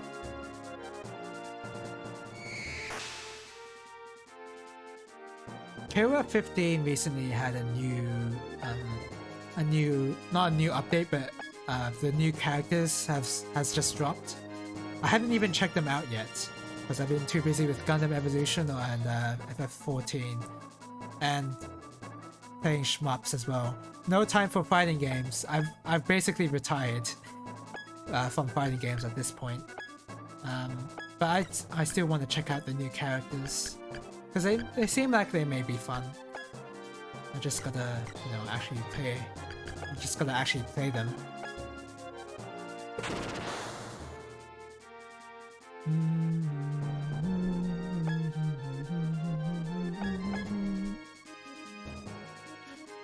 The new characters are from a different SNK franchise called Samurai Showdown. So it's interesting that KOF has these characters that use swords. They just use swords, and in a game where most of the characters use their hands and feet and to hit each other. Now these Samurai Showdown characters will just cut you, and they don't have an issue with that at all.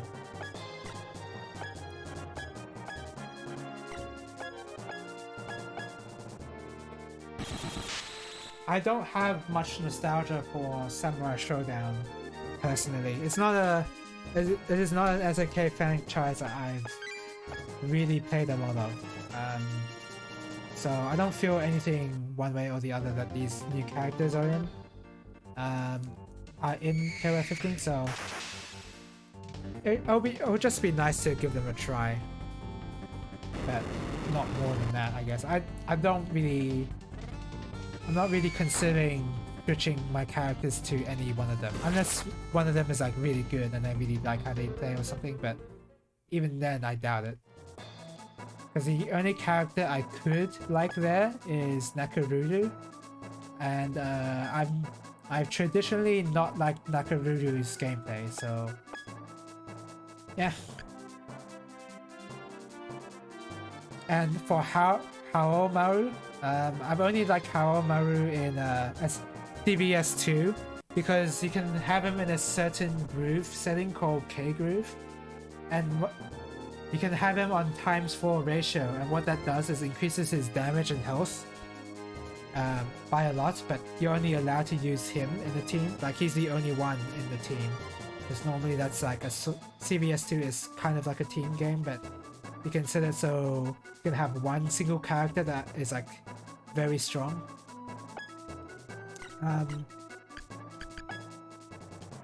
So in that game, when you set him on K groove, his damage goes up even more in that style of mechanic, I guess you could say. So, and Haomaru especially has high damaging normals, so it's high damage normals plus K groove, which adds more damage, and a ×4 ratio on him, and that's what gives rise to heavy memery, you could say, because the ways he can just decrease the life bar by over half with one single attack is really funny. That's like one of the best moments to have in a CBS 2. But my point is, I've only really enjoyed him in that game, in that context. In Samurai Showdown itself, I'm not really a huge fan of him. Because every character can do that. Can do high damage with one hit. And if every character can do that, then it really comes down to what moveset I prefer to use, and it's not Haomaru's, for sure.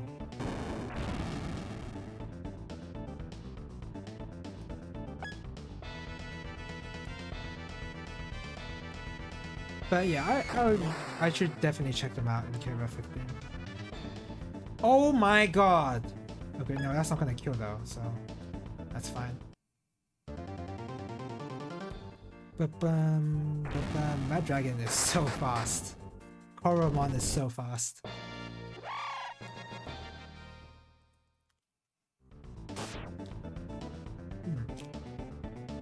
Oh crap.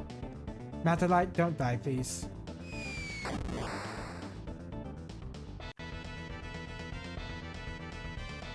Petite didn't even take any damage from that. Okay, Matterlight definitely won't die. He's too tanky.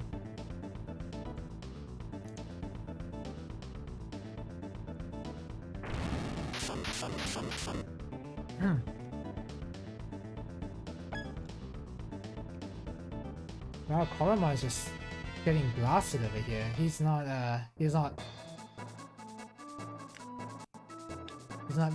very good at tanking these cannon hits. But then again, no one is really. These cannons are so strong.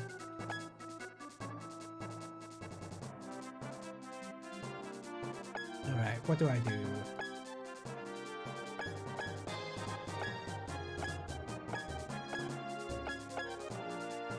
Kill this guy.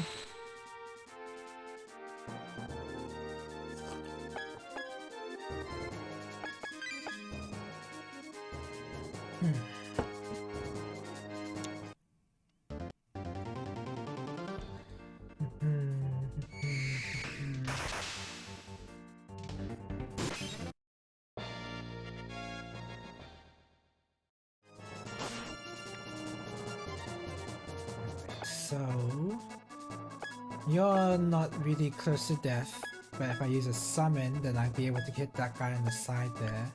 Should I just rush the boss, maybe? I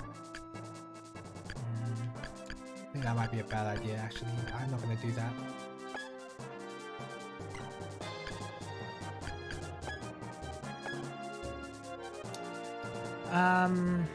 No, I don't really like that at all.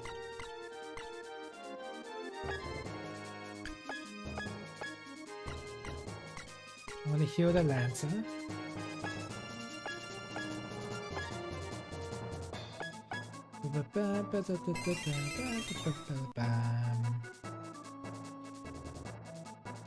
Okay, good. Petite, can you heal please? Yes! Oh my god, thank you. You're the best. Healer Dragon is so awesome.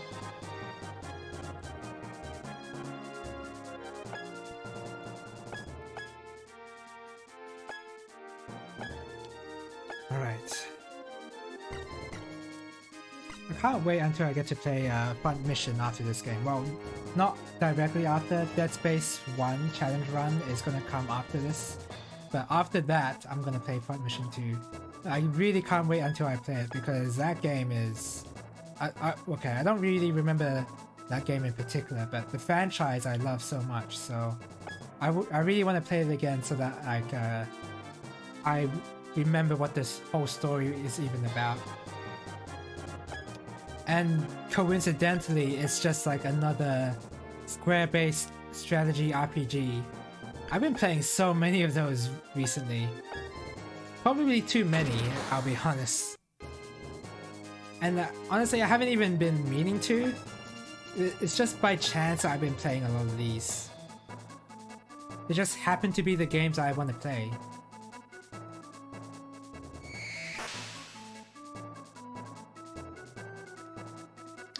my god, are you serious? Well, at least the next time they attack, they're dead, so... Thunder Dust.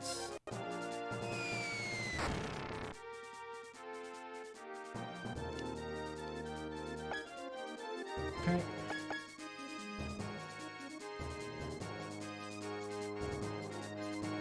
Really? Well, I guess you gotta hit something, I guess.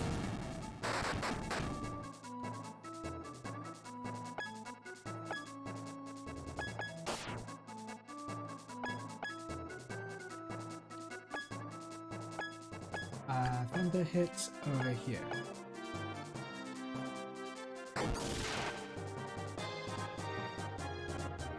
Okay, good damage. Unfortunately, I have to spend so much SP for that.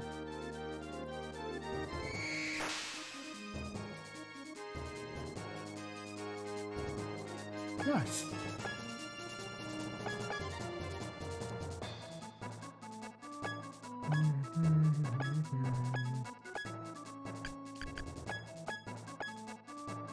There you go.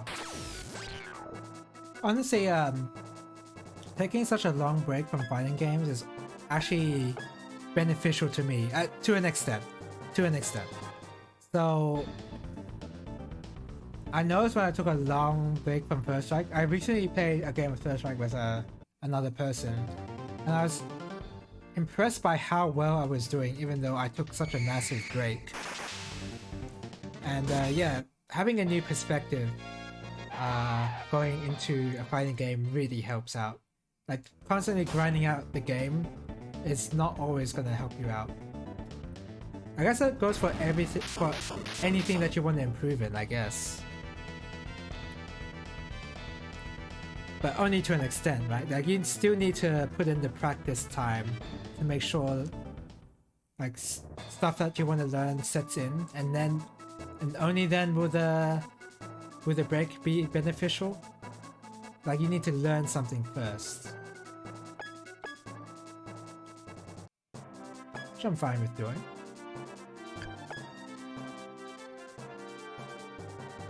Thank you. It's gonna take forever to get to Gudo.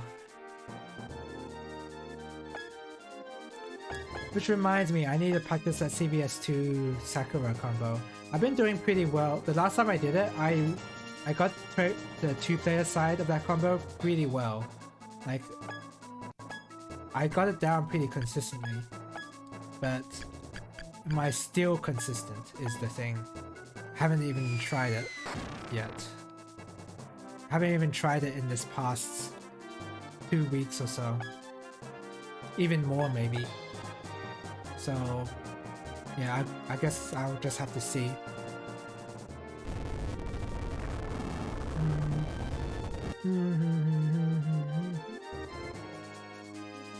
Oh, to bring up the shmup talk again. I said before I wasn't that interested in the other Darius games, but only because they cost this about the same as the newest Darius game. So I basically thought, oh well, I'm just gonna buy this then. But I don't actually know if those older Darius games are good. They probably are, but like I don't really know. Are they really just like old collections of oops. They look like they were just like a collection of older Darius games. That's all I saw from them.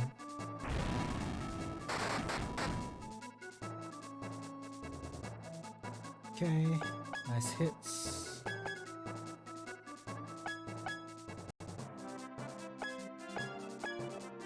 And my healer can go everywhere at once.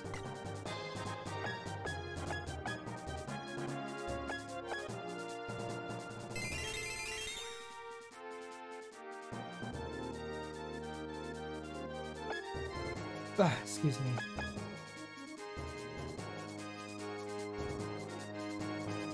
Thank you for healing the dragon. immense help.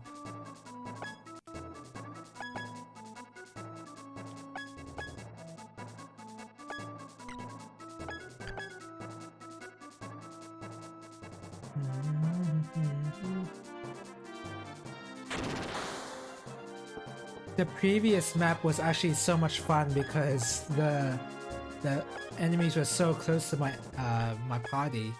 Like it went by so quickly. I actually prefer that kind of map.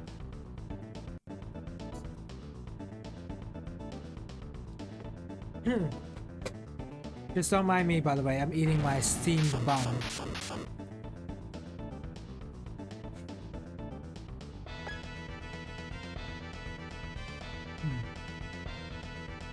Unfortunately, not hot, but what can you do? I don't mind eating a cold steamed bun if it's steamed pork bun, I should say. If I have some water nearby. It is very dry because I'm mostly eating the you know, the flour part.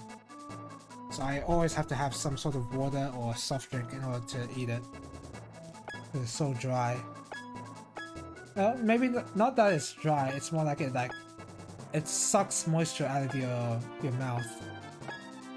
So I always feel the need to replace the moisture with more water, and then that's how you create an endless loop of eating these steamed pork buns.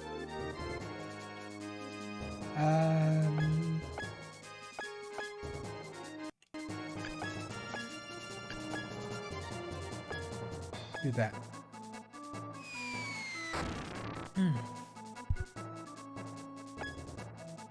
Excuse me for a second.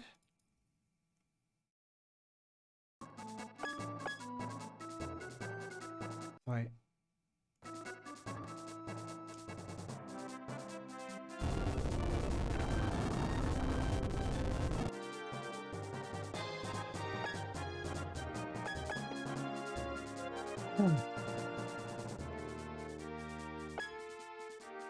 So, I'll talk briefly about Rings of Power right now. Yeah, here comes the Rings of Power talk again.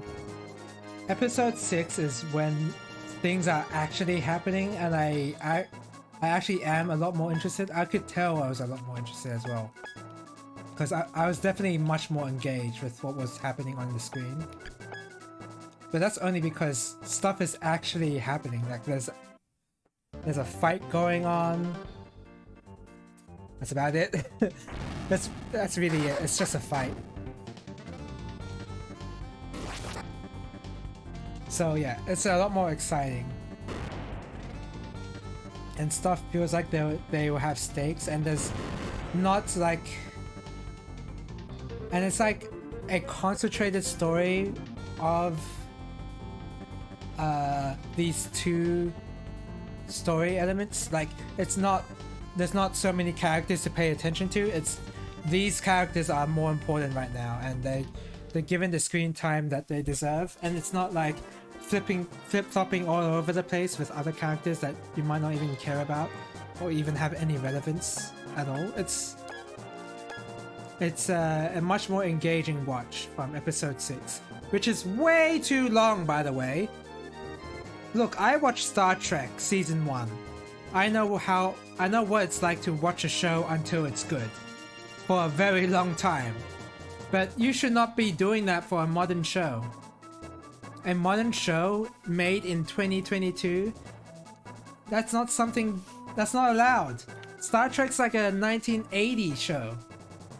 It's allowed, well, it wasn't allowed to do that at the time, but like, I'm more accepting of that kind of failure for an old show like Star Trek The Next Generation or even the original series, but not for this new and modern show. That's really dumb.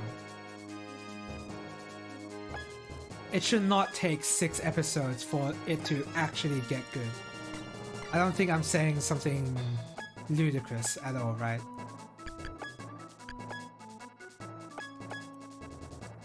Just takes too long. Wow, never used level 20 black magic. We just went with the summon.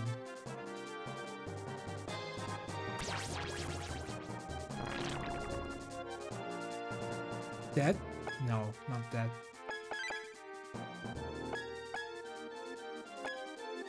Move there. Nice. So yeah, that's my current that's my current Rings of Power review, I guess.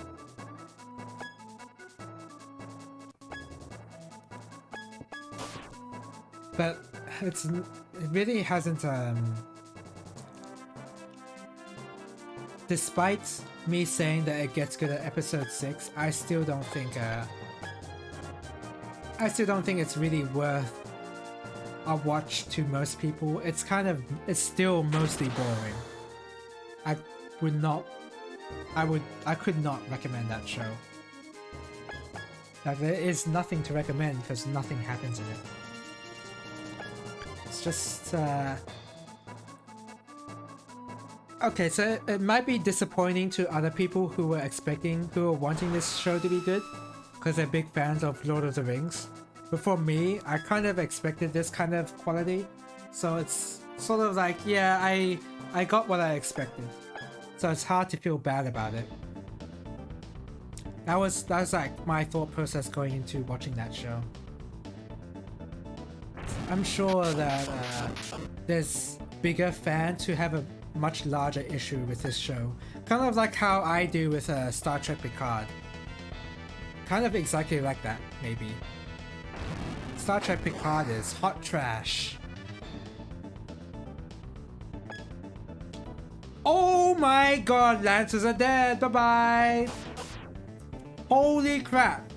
Okay, these cannons are not joking around. Oh my god!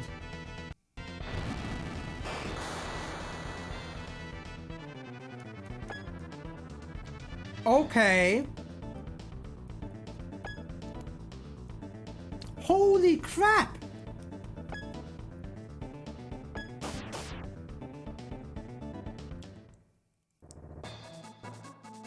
These cannons are buff. All of a sudden, I actually have to think? Wow, okay. I was not expecting that. Right, okay,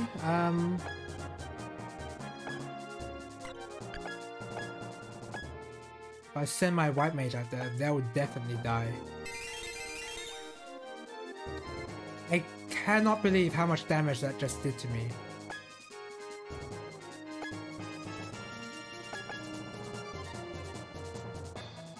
That was insane.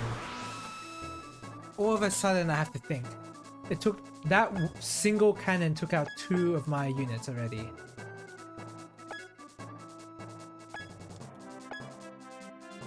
What, the most annoying part about this is that you can't see its attack range. It'd be really nice if I could see attack range so that I could play around it. The thing that you always want to do in a strategy RPG. But because you can't see movement ranges, you can't see those movement ranges, which means I can't really think about that because I can't. There's no way for me to do that. So it's really annoying. I guess I gotta push from the side.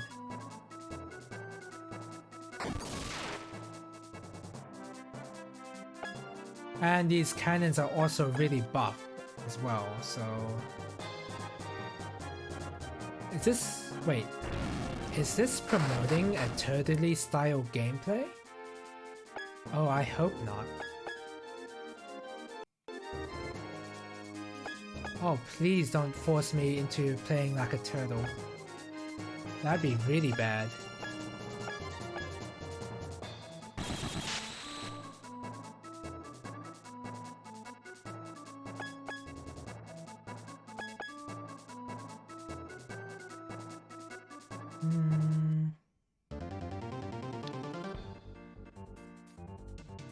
It's kind of annoying that if a formation dies completely as well, you can't revive them. I guess that's part of the difficulty, but like that's part of the game design. Like they want to punish you hard if you lose your entire troop, but I don't know, I feel like you're punished hard enough already, but that's just me.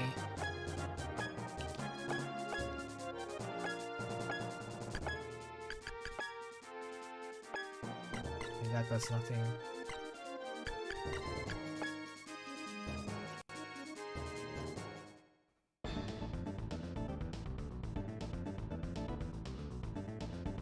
Right, here we go.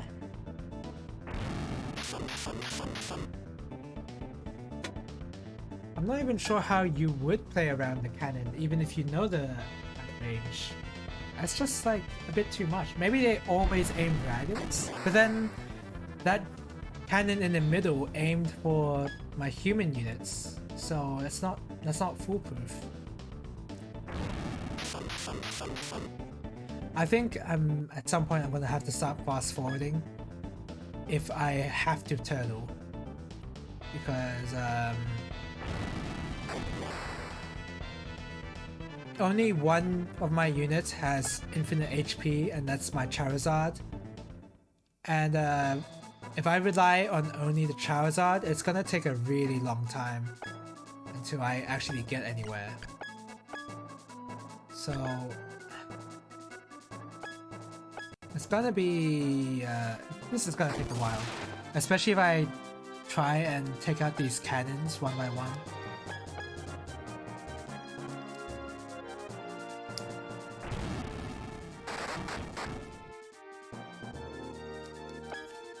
Yeah, it's gonna take a long time.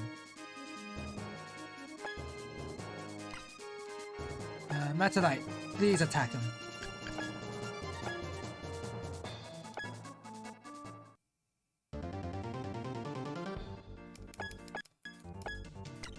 You use this.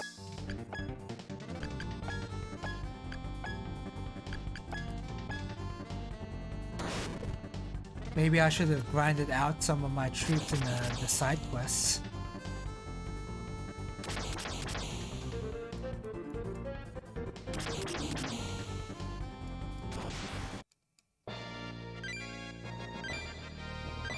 Okay.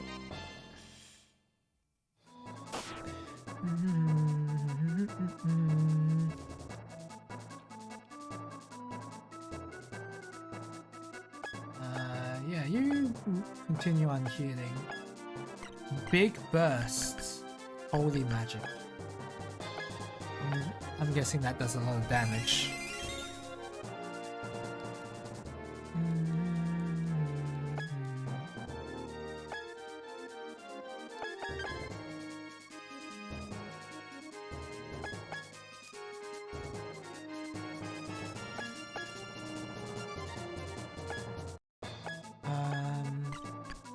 Black magic, ice. Make a bridge. Making a bridge is very important, because I don't want to get anywhere near the middle.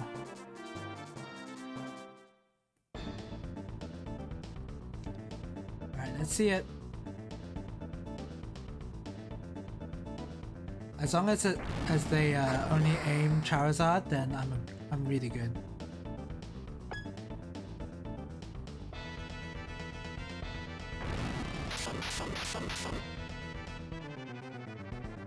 As if they gave Charizard infinite HP. Was fully not expecting that, but they did. I kind of don't want to deal with this cannon on the right at all. I'm just gonna run from him.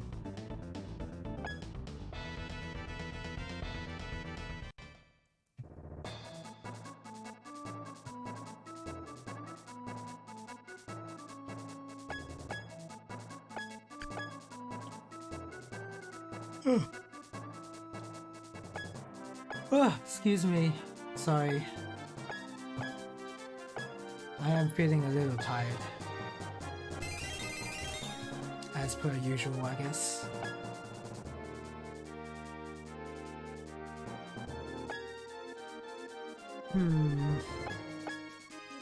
Is there actually any way to see the attack ranges or no?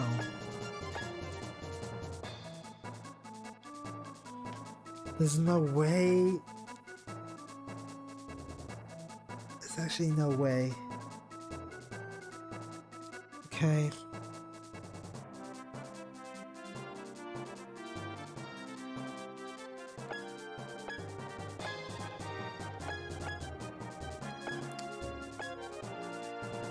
I have a bad feeling about letting you attack this cannon, but we'll see how that turns out. I think one of them is going to take massive damage, and then in the next turn, in the enemy's turn, one of them is going to die. That's only if this guy doesn't do AoE though, which he might do AoE.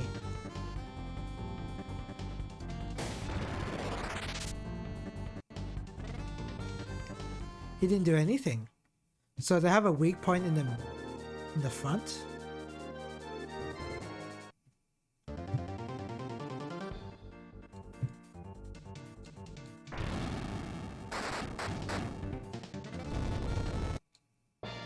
Well, I guess we'll never know.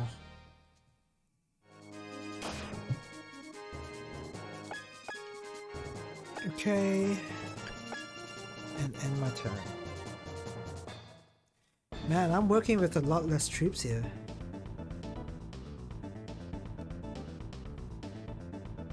I just wish the enemy would also run out of MP somehow. That way, you could actually employ the turtling strat.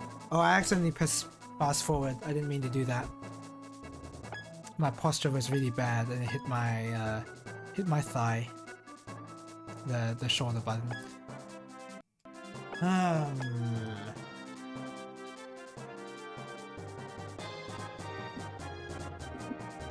Man, that's disappointing that my lances died so quickly.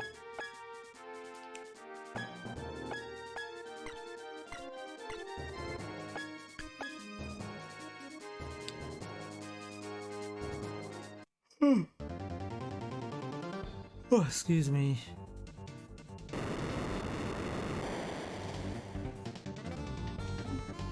That's alright damage. Not really good enough, but...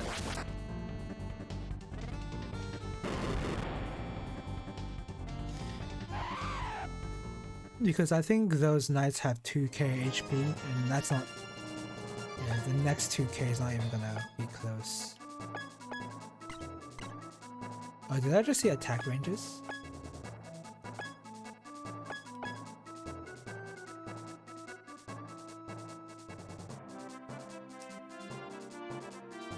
No attack ranges.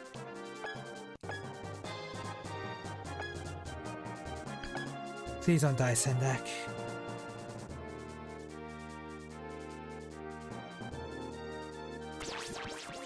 Please do not die.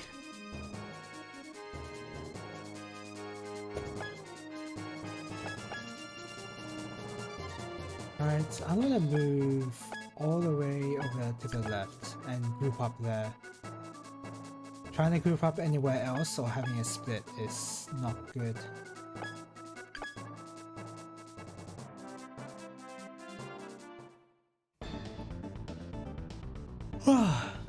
Wow, I can't stop yawning. I'm sorry. Alright, let's see how badass that middle cannon is. I bet it's super badass.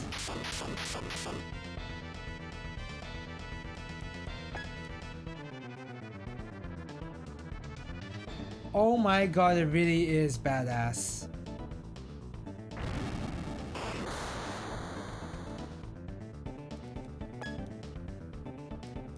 How the hell am I supposed to compete with that? I just have to go in and actually actively aim for the cannon, which I don't even know how much HP it has. It's too much.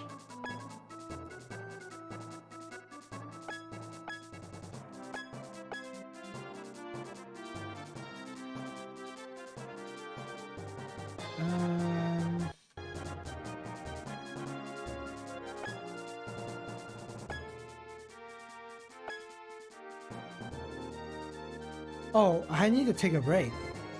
Sorry, it's already been 2 hours. I need to take a break. Sorry about this being sudden, but I have noticed that I'm feeling a lot more drowsy, and it's because I haven't taken my break. So I'll be back in about 10 minutes or so.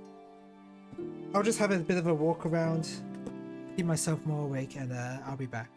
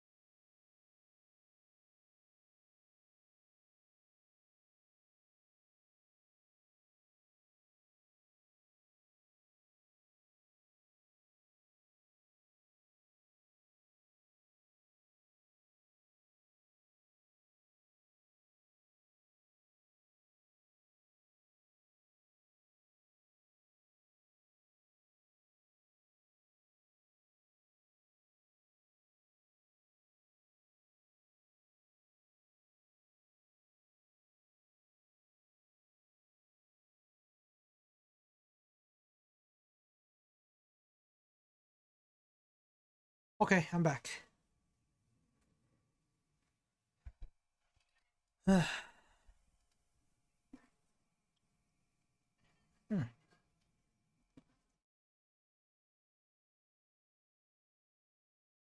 Every time I talk about shmups, I always think about how M2 doesn't release their ports on Steam. I always think about that. My mind always like thinks about, well, why aren't they doing that? Why don't they just port their games to Steam? Instead of it being only available on PS4. It's just annoying to me because I don't own a PS4. But there's so many games. I feel like I should just borrow my brother's PS4 and just like just get the games I want to play on that. I don't know, but that takes effort to do though. But as with Steam, I'm just like, oh, I'll just get it on Steam, whatever. Just buy that easy on PC rather than having to set up a PS4. No song playing. There was no song. Why not? Yeah, rather than just like having to set up a PS4 on a separate monitor or whatever, like, you know.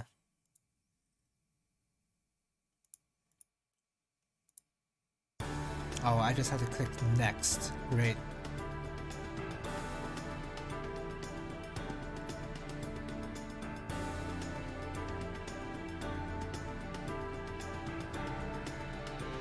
But yeah, I would gladly, as long as they're reasonably priced, like maybe even they're like 30 AUD on PC. I'd probably pick it up. How much are they in the PS4 store now? Let's look at Battle Mega PS4. How much does that cost? Ooh, 35 USD. That's pricey.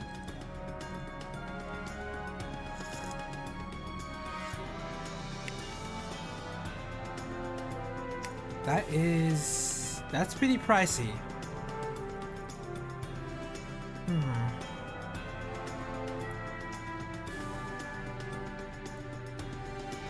I assume that on sale. Oh wait.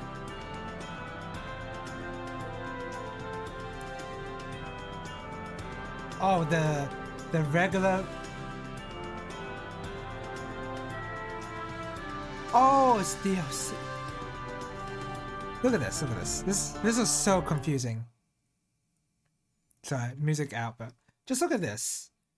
Battle Garega and Darius Burst Chronicle Saviors is this thumbnail right here.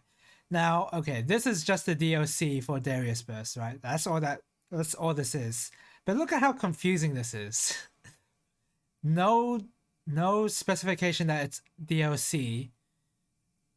In fact, it just looks like it's wrong.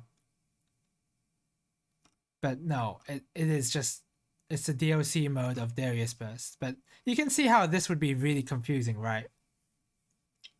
I got confused.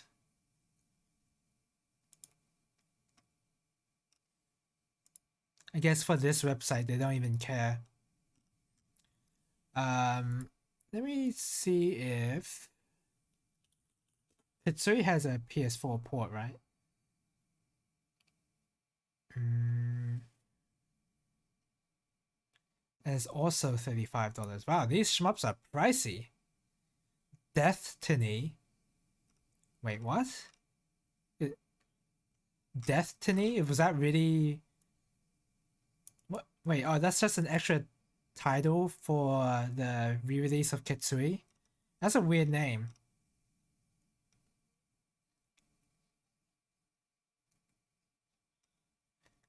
From total beginners to grandmasters, this is a Kitsui for the entire human race. That's a bold claim. Kitsui is for the entire human race. Okay. I mean, I'm sold. I'll definitely play more Kitsui. Destiny is the name for the re-release, yeah. Overcome despair with Kitsui, determination. I'm sure that Kitsui means like something in Japanese. But like the way they obviously mean the game Kitsui, so This is a really funny quote to have out of context. I want to tweet that actually. This is so funny to read. From total beginners to grandmasters, this is a kitsui for the entire human race. Alright. I wonder if Battle Garega has something similar. No, that's pretty normal, actually. Yeah, that's pretty normal. How about what else is a re-release on PS4? That I played on Pitchy's PS4. I don't remember. Not Death Smiles. There was like a cave game where it felt like a Psycho game. I don't remember the name of the game that I played there. Like it was a game made by Cave, but the thing was that the bullet density wasn't high, and the bullets came out really fast as well. I might have to look through there. Don't mind that. I might have to look through their library and see if I can point it out. Garage? Dangan Fever. No, it's this one. This is the one. Dangan Feveron. This is the one I was thinking of. Let's see. Dangan Feveron PS4. $35. Man, these shmups are pricey.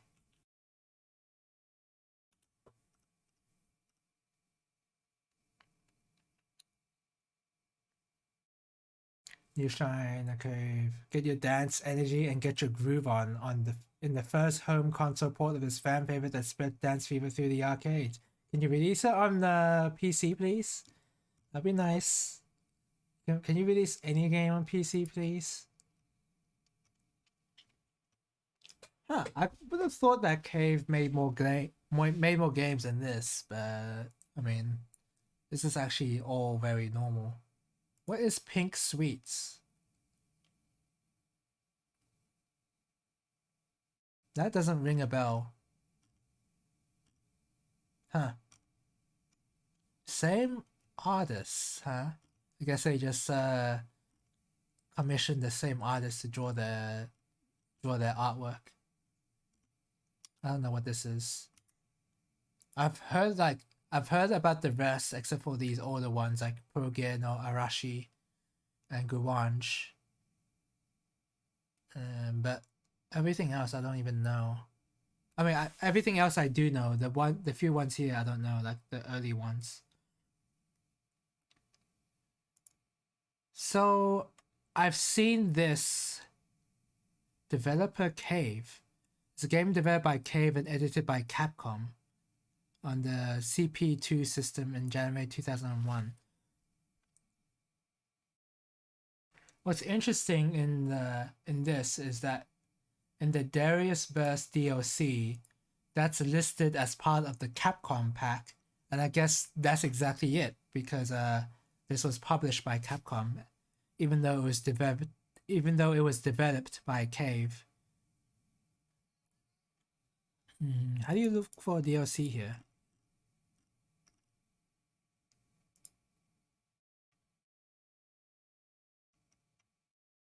I'll get back to Bahamut Lagoon after I look at this, but no.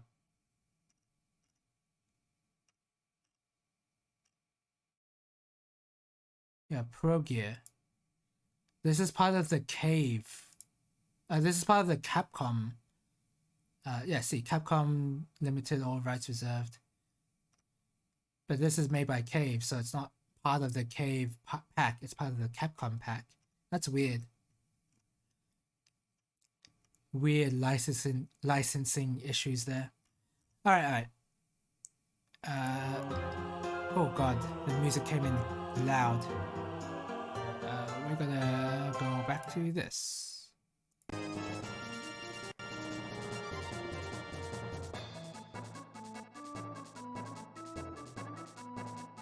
I need to pour myself some water as well.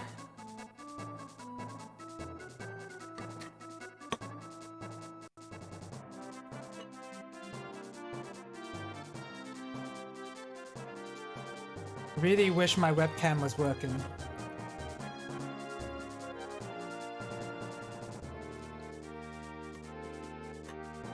Doesn't seem to work whenever I saw it working on startup, but I guess when I switch off it, so then it doesn't work anymore.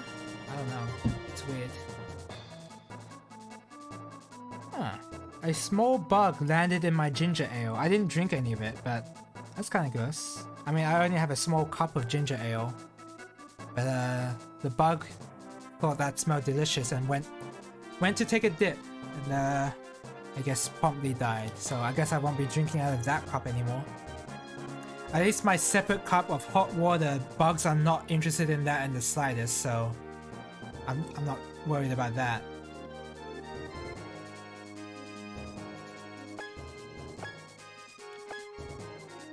Let's see.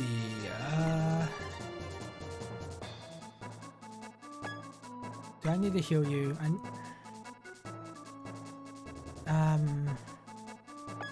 Okay, do it like this. Where oh wait, I don't have any more. I don't actually have good healing items.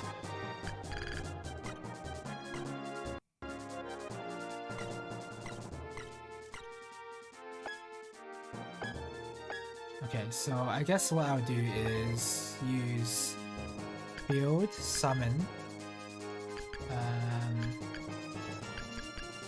Let's look at Bahamut's summon animation, even though this is definitely overkill.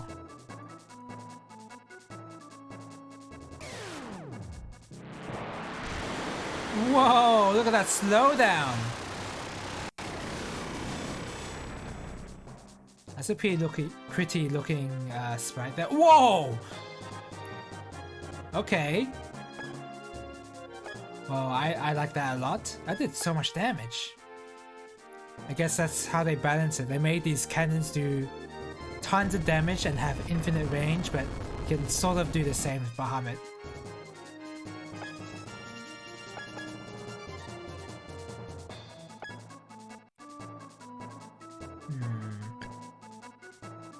I really... Okay, so I'm gonna make you run away for a bit. Oh, nice. Thanks. But I wanted you to attack the cannon.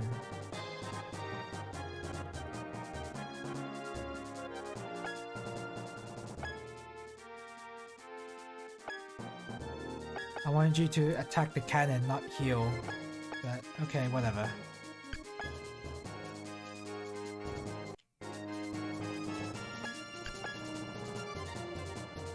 Just have you wait there. Wow, they healed so much.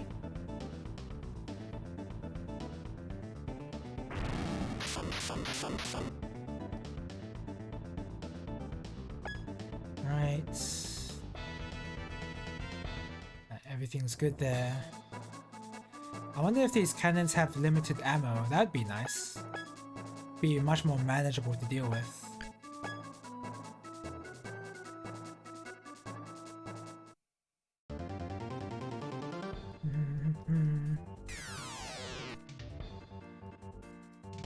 Let's dodge.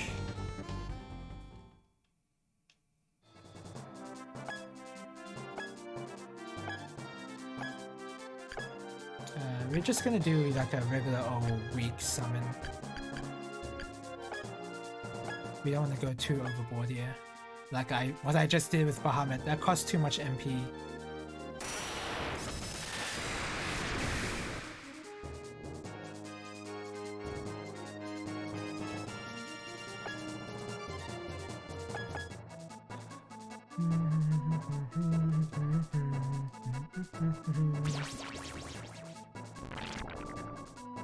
This is the first map in a while that has forced me to think about what I'm actually doing in the gameplay.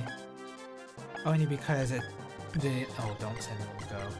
Only because I got really surprised by how much damage those cannons did to me. That's really it. Ah, wrong cannon. part of the difficulty is also managing these dragons as well, but I guess it's not really that much of an issue. Because the dragons are super powerful.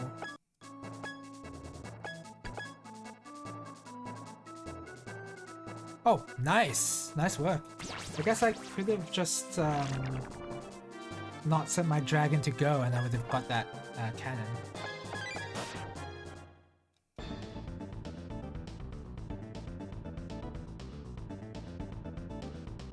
That's fine. It's not gonna kill the dragon. In fact, he'll most likely survive this. Oh my god. That is insane how much damage that does. How are you supposed to fight it?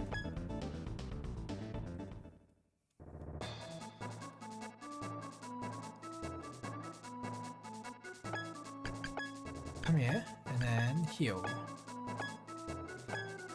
How are you supposed to fight it, I say, as I have an invincible dragon right next to me?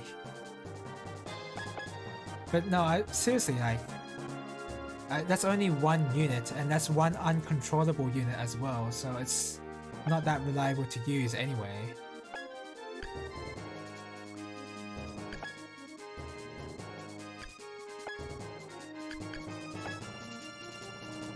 Okay, thank God SP counts as MP. I was a bit worried there. I'm gonna storm the gates, and by storming the gates I mean destroy the walls. Nice. Oh my god, there's a healer right there. Oh man, there's a healer right there, which means that healer is gonna be able to heal the cannon. Oh my god. That is so stupid. I'm too afraid to move with my units down there because of this one cannon that's ready to demolish me at a moment's notice. Can't see the attack range, even though that'd be very nice to see.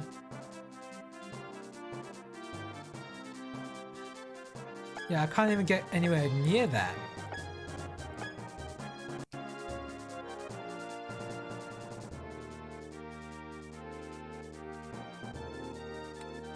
Hold on a second, is the strat to move over here from the left and then come in and then back attack Rudolph this way? That might actually be a strat.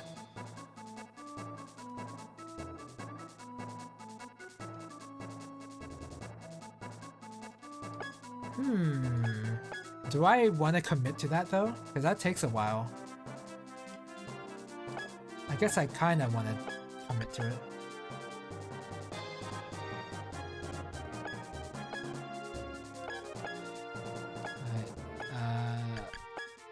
Thunder here.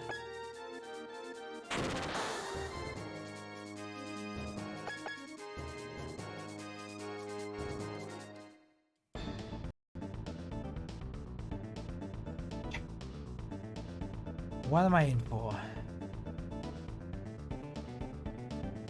What is that range? I wish I could just see more of it.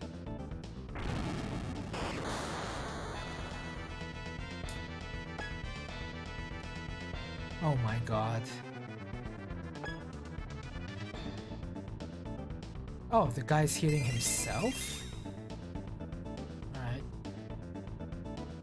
You could have angled it so that the attack hit the cannon as well, but... Boom!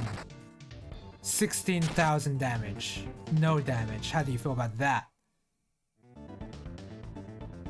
Oh, they're going in now.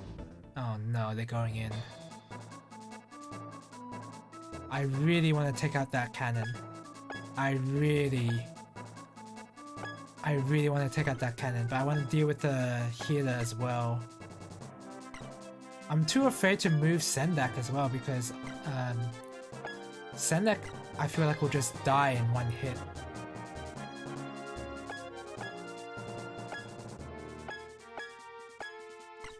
That won't reach. Okay, I'll just bring Madalite up here. Oh, nice, thank you. I don't have to put my healer in danger.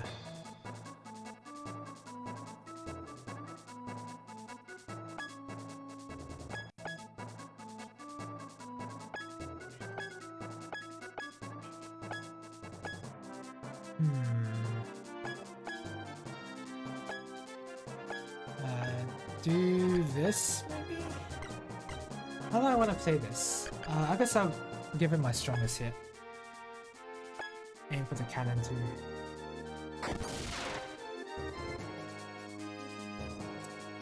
And Charizard better follow it up with a good spell.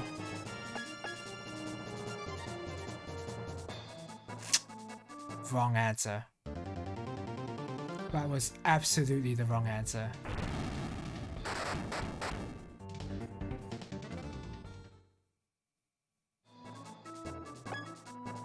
That was absolutely the wrong answer. Well. Alright, Sendak.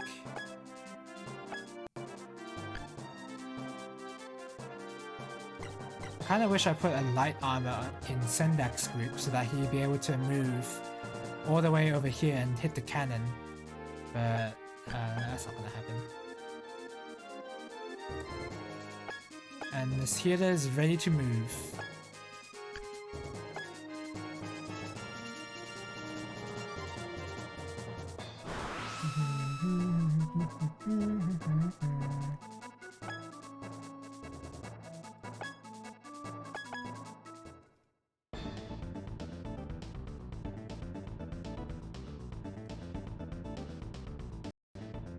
Okay, thank goodness that cannon can't reach.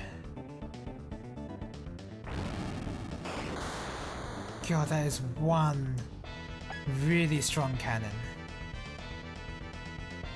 Oh man, some of my... Oh my god, thank goodness that this healer is really dumb. Man, I'm so glad that they're really dumb. Okay, good. Continue to be dumb, please. Get baited by my Charizard. That's good. That's really good. Yes! Oh, yes! I was almost going to be bad because I thought I was also going to hit Mew.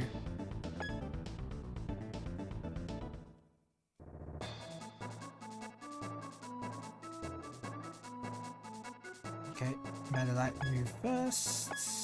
We gotta just rush in there, there's no chance. Okay, good, good, good. That's why I wanted you to do Charizard, but you apparently did not want to do that.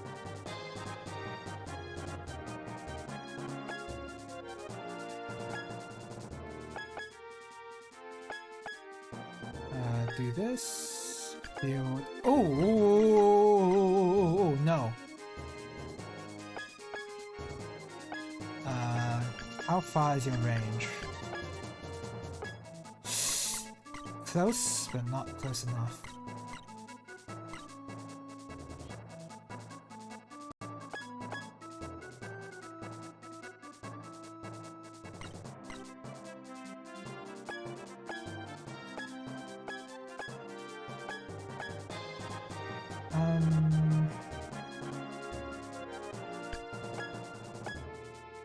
Let's just do this and see what happens. Because I'm not gonna die from doing this. Okay. That's not enough damage though.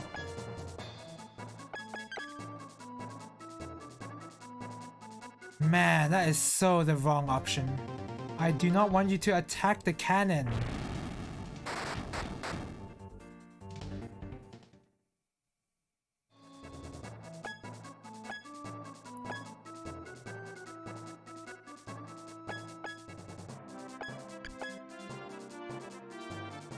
I just really hope that the cannon doesn't choose to hit the healer instead, because that'd be really bad.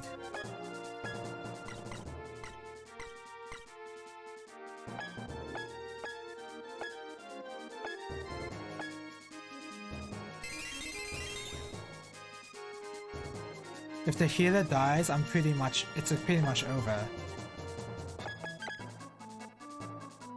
Although if they specifically target the healer, then I actually do have a shot. Because if they do, that means the cannon is actually dead the next turn. And if the cannon's dead, then they don't have any chances of killing me, really.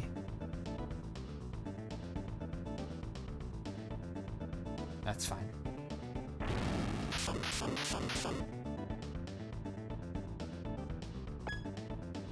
Who are you gonna target? Oh, yep, thank you. I win. So I guess the cannon always targets whoever is closest. I can't believe I'm kind of forced to do AI manipulation here. Kind of.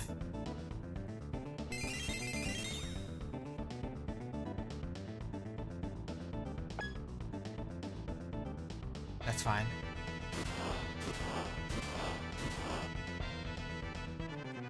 Yeah, that's absolutely fine. I did no damage. Magma Storm on the wrong target. Thank you.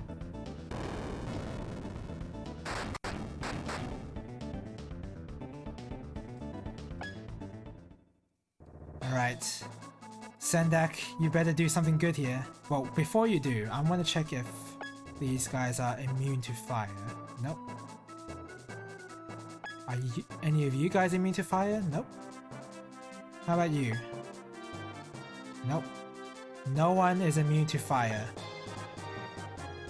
Yeah, they're dead. They are so dead. No one here is immune to fire. Okay. Well, this is solvable. Here you go, Bahamut. Your time to shine!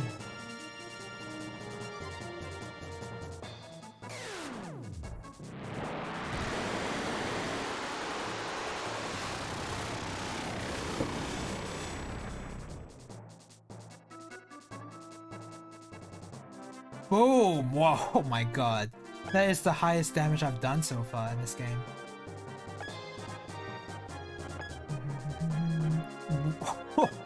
4K? Definitely wasn't expecting 4K. Oh, I didn't want you to heal, but alright. I guess I should have healed first. So that the AI knows that they shouldn't heal. It's fine though.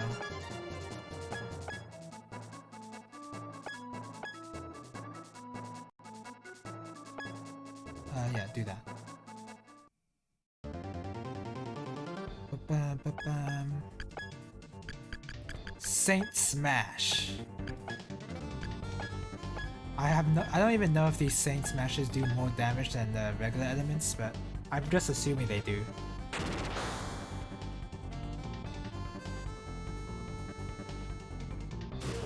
Oh, uh-oh. This might not be good actually. Okay. Okay, that's not too bad. Oh my god, you missed? Okay, they do a lot of damage, but that miss actually cost me.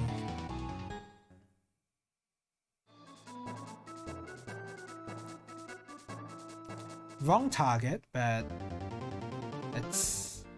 if you kill, then it's a good target. But I don't have a good feeling that we will kill. Yeah. Only 44 HP, so what I'm gonna do is feed some of my magic. Okay.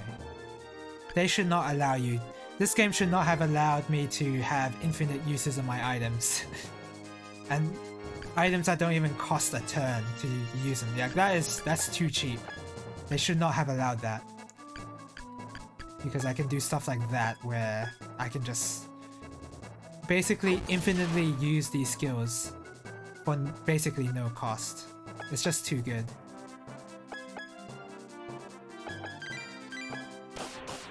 Cannon is down.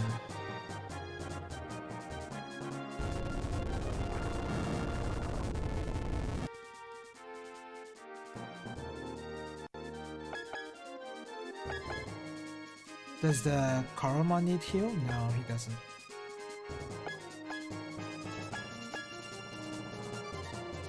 all the way over here. How much MP do you have? Ooh, you're running low actually. I'm gonna save actually.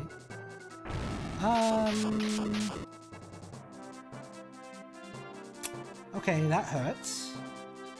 If that enemy dragon comes after me, it is definitely gonna hurt a lot. That's a nice unique attack, but it doesn't kill. If my healer dies, then that could be bad. Okay, good. Oh, hello, welcome to the stream, Pepe. How's it going? I'm currently in the hardest map of the game so far, where I had to deal with some really powerful cannons. They one-shot a couple, like one of my units actually. So yeah, that was definitely a rude awakening. I was not expecting this game to get kind of hard all of a sudden, and I actually had to like think about how I wanted to play this map. That was I haven't had to do that in a while. But yeah, I'm doing good. I've recently bought a shmup on Steam because it's on sale and it was on sale for $20 Australian. And it's a little game called Darius Burst Chronicle Saviors. Apparently the whole Darius franchise is on sale, but I wasn't really interested in any of them except the latest one, so I just bought that. Yeah, there's big fishes to be had, and I've only bought 2 of the DLCs of Darius. The DLCs so far have been really fun. I haven't really played much of Darius, but so far of the 2 DLCs I've played, I've already had a lot of fun. The 2 DLCs I bought were Battle Garega, obviously. Yeah, obviously. And then Ketsui as well, because I like those 2 shmups out of the crossover DLCs they have, because I wasn't really familiar with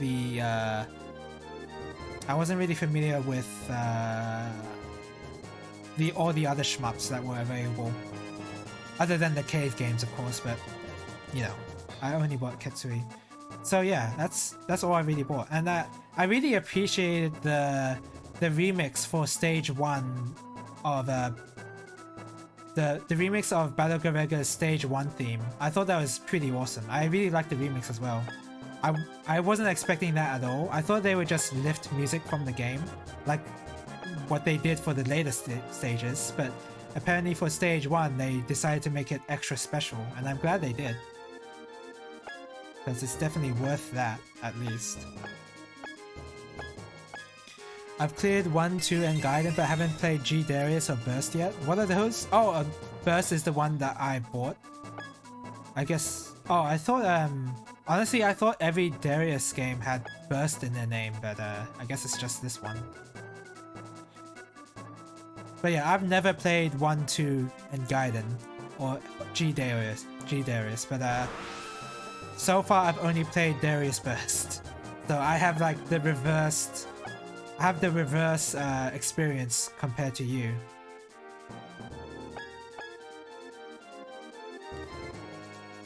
Okay. Yeah, do Bahamut again. They're very cool games. Yeah, I think I'm enjoying my time with them. It definitely takes some the fixed burst mechanic, the way how you have to set a drone at a certain position and then move it around to the position you want. That does take some time getting used to. And I can tell there's a lot of things you can do with that mechanic as well for scoring purposes, like how you can use that mechanic for a certain wave and angle it slightly. So I can definitely see the potential, but as someone that's just like touching it for the first time and like you know, only dabbling in it, it seems pretty complicated. But again, this is just me without really any time learning it. because I've noticed also you get a higher score if you completely finish off an enemy wave. So that does require you to, and some of the waves are just impossible to kill with just your ship. So I think that what they want you to do is use your fixed burst at certain points where they cover a certain part of the screen, and then that allows you to handle another part of the screen to clear and kill enemy waves that way. So yeah, it's a very interesting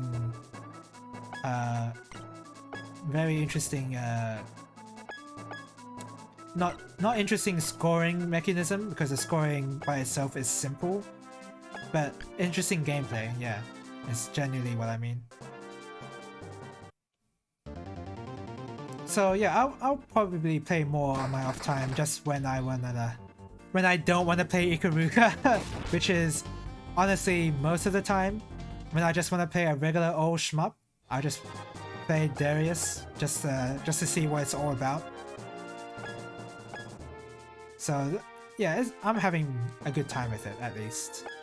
That's all you need whenever you're playing a shmup. I've mentioned it before earlier in the stream, but I'm also talking about Ikaruga. I think I can get through chapter 4, not deathless, but I can get through it with at least 1 or 2 deaths in the stage. So I think that's pretty good progress, and honestly, I think I'm happy to just continue on to chapter 5 despite that. Because normally what I did for chapter 3 was I just practiced that for a really long time. Like I practiced that quite a bit before I even started to move on to chapter 4. But I think by the time I reach chapter 4, I can be a lot more lax than usual. So I think it's a good idea to practice chapter 5 now, instead of just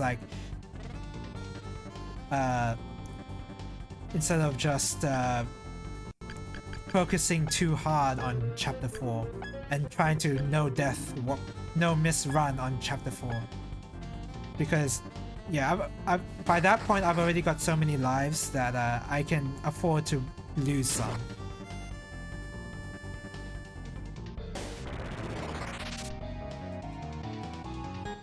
So that's where I'm currently at Ikaruga. I've touched, of course I've played a little bit of chapter 5, of course, but I still don't know exactly what's going on yet. Ooh, that could be bad. That did a lot of damage. Charizard, please kill him. I don't think you're gonna kill him, but I'm hoping. No, there's no way. Yeah.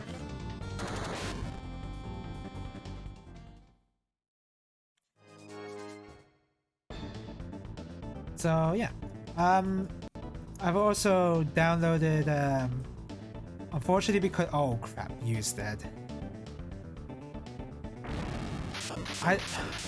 One problem I always have with this game is that you're not. One problem I have with this game is that you can't see attack ranges for the enemies. So for those cannons there, whenever you press A on them, it's always like they don't display the attack range for some reason. They only display movement range, which is not that helpful to me. Yeah, Bu's dead. See ya. Oh wait, what? How come he's not dead? Oh, he's dead. Yeah. Wait, what? It's a game over if Bu dies? Oh my god, don't tell me I have to reset the whole thing. Oh god, I do.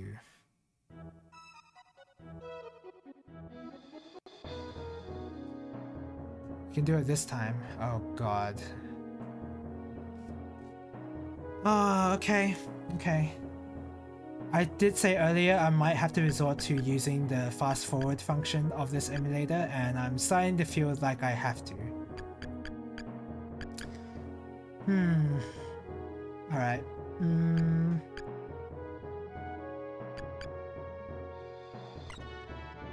Honestly, it shouldn't be too bad this time because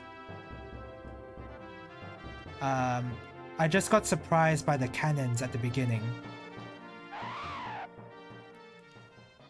And I didn't know that if Bew dies, then that's game over. I actually didn't know that. So if I knew that, then I wouldn't have sent Bew to go in like that. But yeah, whatever. I'll just play. I'll just play a lot safer and be more aware of what the cannons can do. Okay, so I'll send Charizard on go.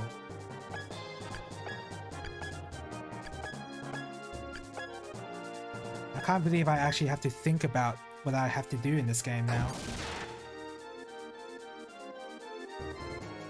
After such an easy time with most of the game, all of a sudden I'm hit with sudden difficulty.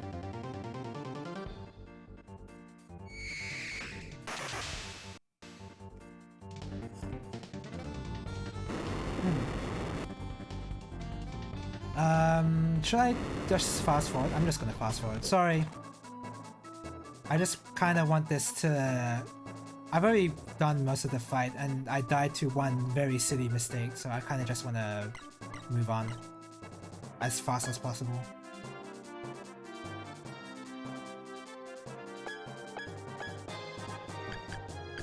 Like I won't fast forward to the near the end of this map or to new stuff, but if I've already done all this stuff already, this is basically just getting back to where I was. So I think I'm just I'm okay with just fast forwarding here. This time though, I'm gonna actually go to one side only instead of trying to kill every enemy on the map.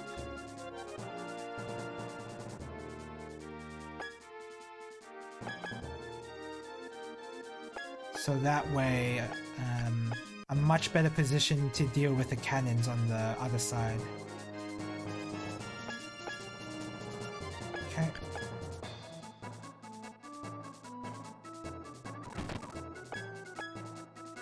You're gonna see the fastest enemy turn ever, thanks to this fast forward thing. Look at how fast this is! I just have to remember to mash A there.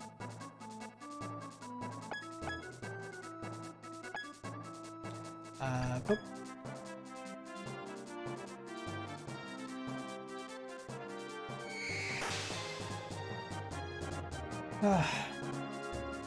Oh yeah, I have to be careful of the cannons up there.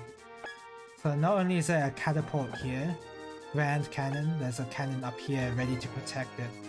So I actually have to attack this cannon from this side over here.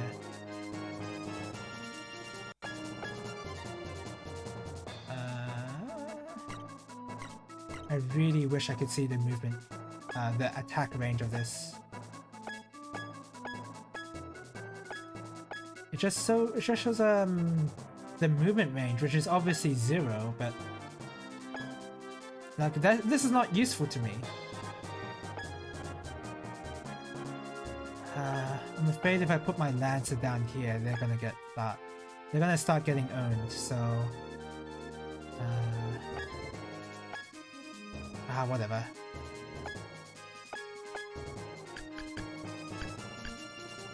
Do this.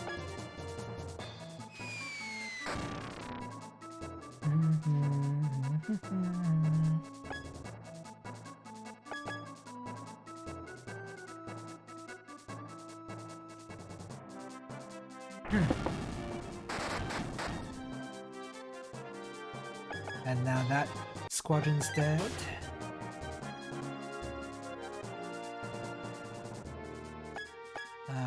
I kind of want to move to the right a little, so I want to Thunder Gaze this.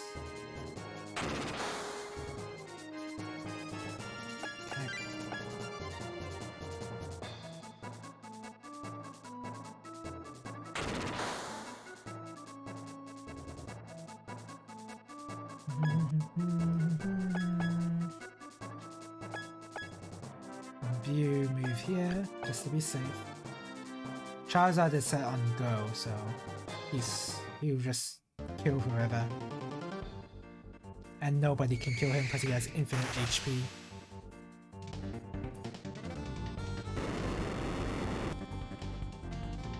Okay, get it. I wonder if the actual strategy is to set these dragons on go and just wait until they destroy everything.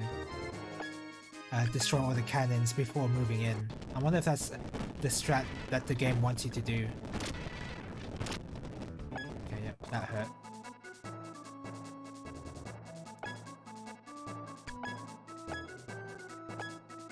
I love how cost-effective these lances are, because they only cost 1 SP and the lances have so much SP in stock just ready to use for something else, like the higher damaging Saint hit. But you don't even need to do that to do a lot of damage. You can just stick with the regular elemental lances and they'll just do tons of damage still. And they only cost 1 SP, so it's very cost effective.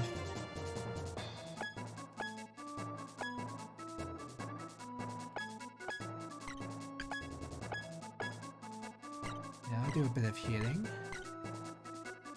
So I guess how the cannon AI works is that they always target whoever is closest to them. You know shit is serious when you bring out fast forwarding? Yeah, it really is. In this case though, it's not like... how can you... Honestly, how is like... Fast forwarding isn't really cheating, it's more like just to get things over with as quickly as possible. And I'm all for the original experience, but if the original experience is just painfully slow, then I really don't mind fast forwarding. The tactics ogre, when you have to do some crafting, that was really annoying to do.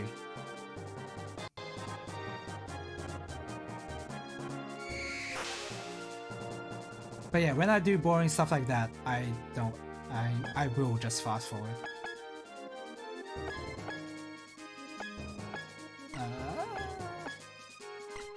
Dragon, come over here, and then we do like a thunder hit here.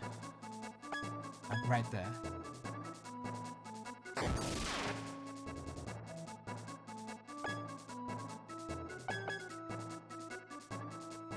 Okay, so you can kill cannons if you concentrate your entire force on them. I guess that's only natural.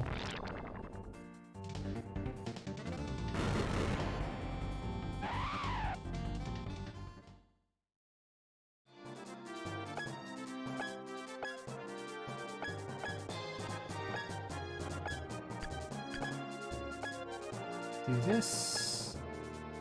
This won't do a lot of damage, but it will do enough for the dragon to kill, I think. Yeah. Please target the right person, thank you. For a second I thought the dragon was gonna aim for the guy on the right there. That would have sucked. Alright.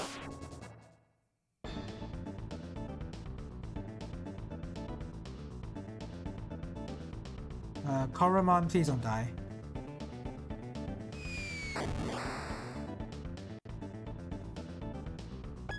Okay, he's not even close to death. Never mind. Whew, okay, good. I thought that was gonna reach, but it didn't. It didn't.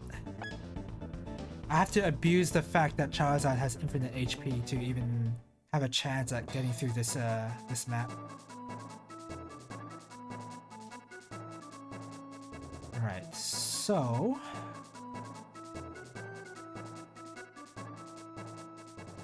I might have to waste a turn here setting stuff up. Yeah.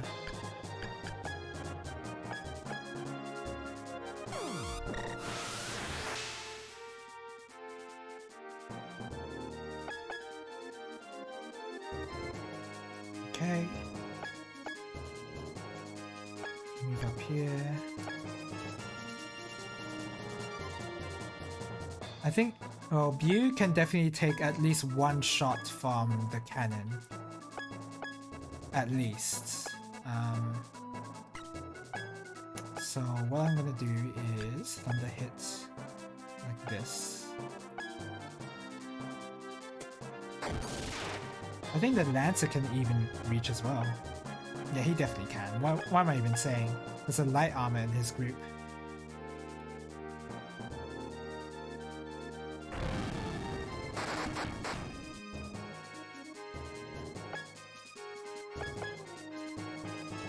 Oh, there's a catapult right there. I was thinking of moving my Lancer to the side, to the back of the cannon right here, but that's not gonna work because of this cannon.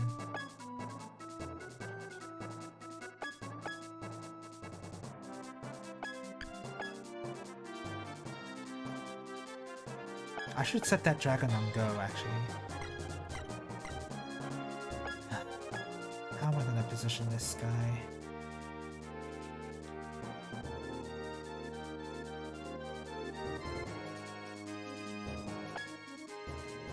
I feel like the Lancer can at least take one hit, one cannon hit.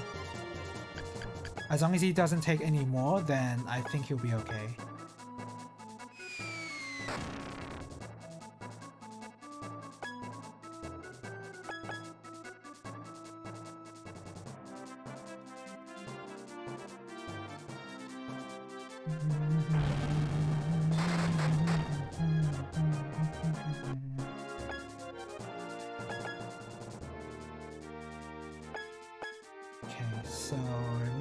Here.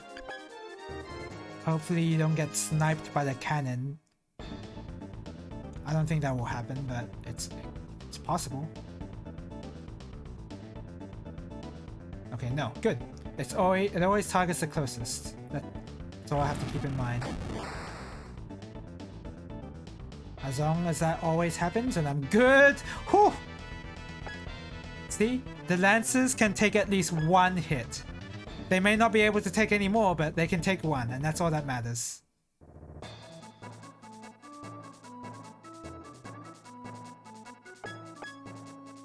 Right.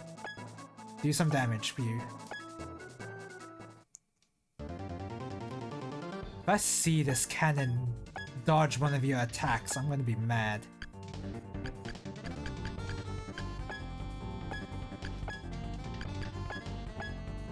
It better not miss. Nice crit, by the way.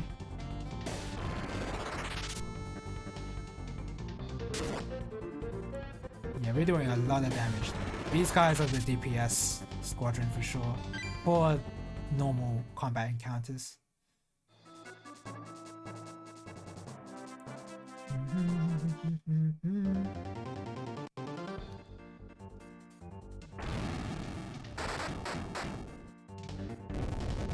Nice.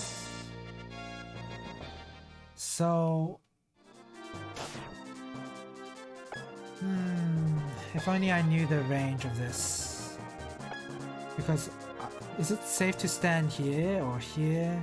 Or are these both equally unsafe? Because that's where I want to place my Lancer, but I feel like if I place my Lancer there, if he gets two-shot, he dies. We heal him at least. This might be a thing where I'm gonna just have to wait for my party to catch up and then start moving.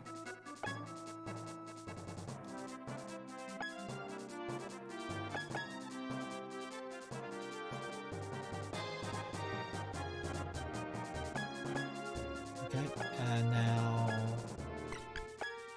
yeah, go. You have a lot of HP to Karabia. You can withstand a couple of cannon hits. Yeah, you can kill those, I don't care. I don't care so much that I'm just gonna fast forward through your combat encounter. Your one isn't that important.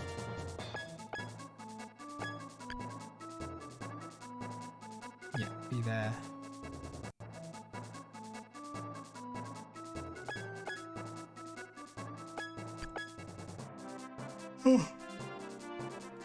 Excuse me. I think this map by far is my favorite, by the way. Even though it's strangely... there's a strange difficulty spike because of these cannons. the way I have to like incorporate the environmental destruction in order to make my way through, to make a creative way through this map that's really fun to me. Like this is why I wanted more out of the game than what I got. I'm just gonna end your turn. I don't wanna have you do anything else. Yeah, the dragons can do the business.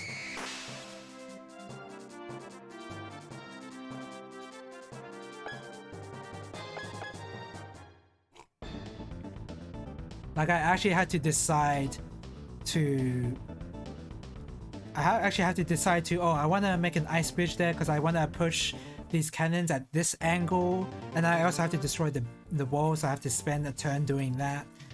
Like that aspect is really cool to me, because that's actual strategy decision making there that I wanted. Turns out difficulty makes games more engaging. Yeah, it can also sometimes make games more frustrating, but that's entirely dependent on how you make the game difficult. Some say Dark Souls is a really difficult. It's like way too frustratingly difficult. Whereas for me, it's like it's just whatever, because I already played those games too much. Difficulty is definitely in the eye of the beholder. That's for sure.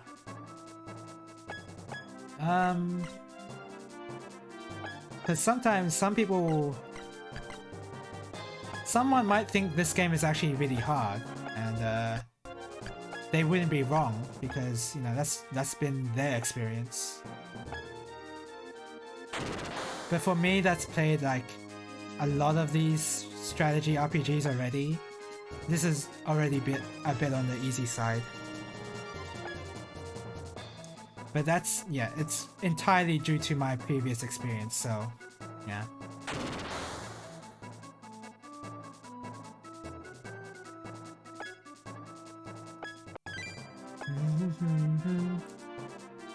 I'm sure like a Dark Souls like a speedrunner, I guess. Like someone who's really good at the Souls series is like, they might not even be good at this type of game that I find really easy as well. It's totally dependent. Difficulty is totally dependent on who plays the game. That goes for every game, really. Is there a game that's unanimously easy? There's no... Oh, Cookie Clicker? I guess if you count idle games and cookie clickers, then I guess that there do exist games like that. But I don't know if I want to count those. No, I guess they count, but those are weird exceptions.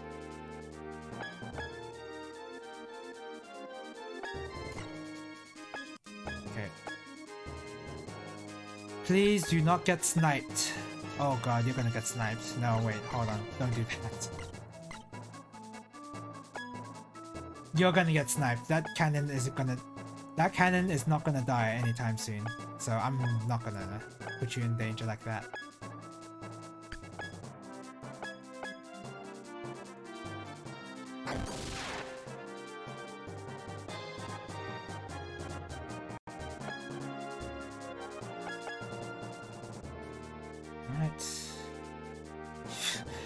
I could have used that solar flare a lot earlier.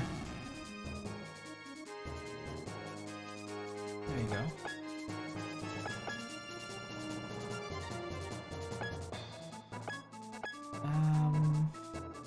Move you up a tiny bit more.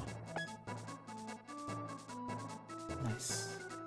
I think the way I have my dragons positioned, the cannons will only target whoever is closest. So Sendak should be okay.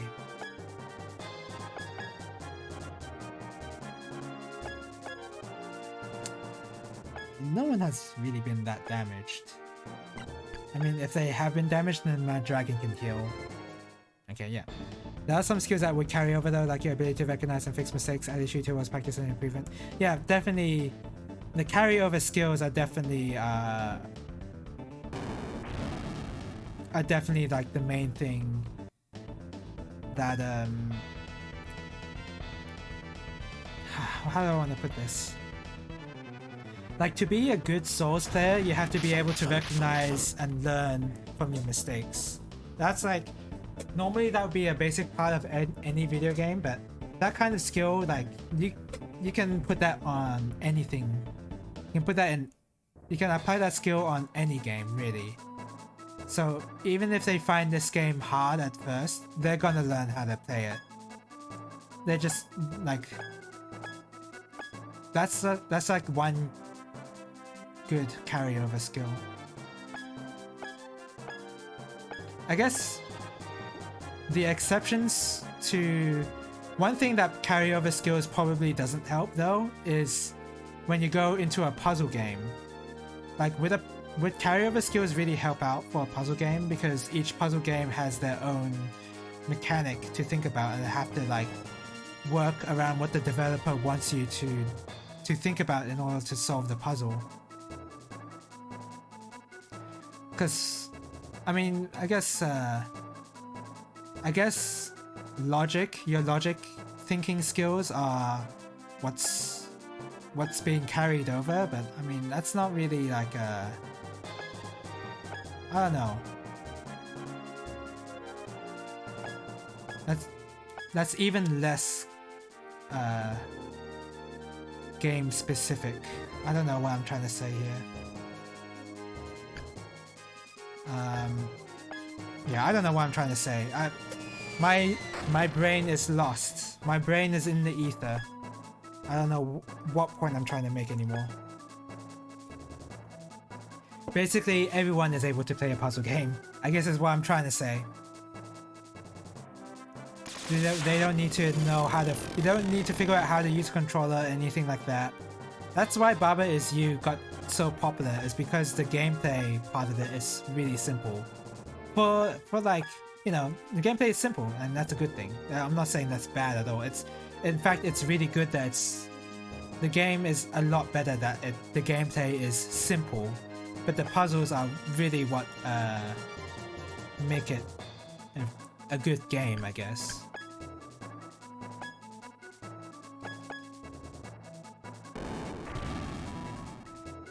Let me have this dried fig, by the way. I don't even remember eating a real, like a non-dried fig before, and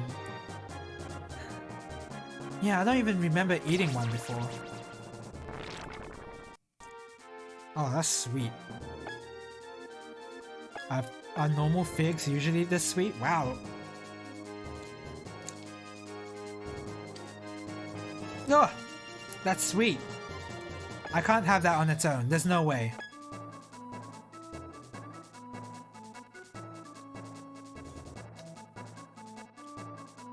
There's no way I can have that on its own. I gotta have it with some breakfast or some milk or whatever. There's no way. It's so sweet. I guess that's a good thing. I guess it's a nice energy boost type of snack.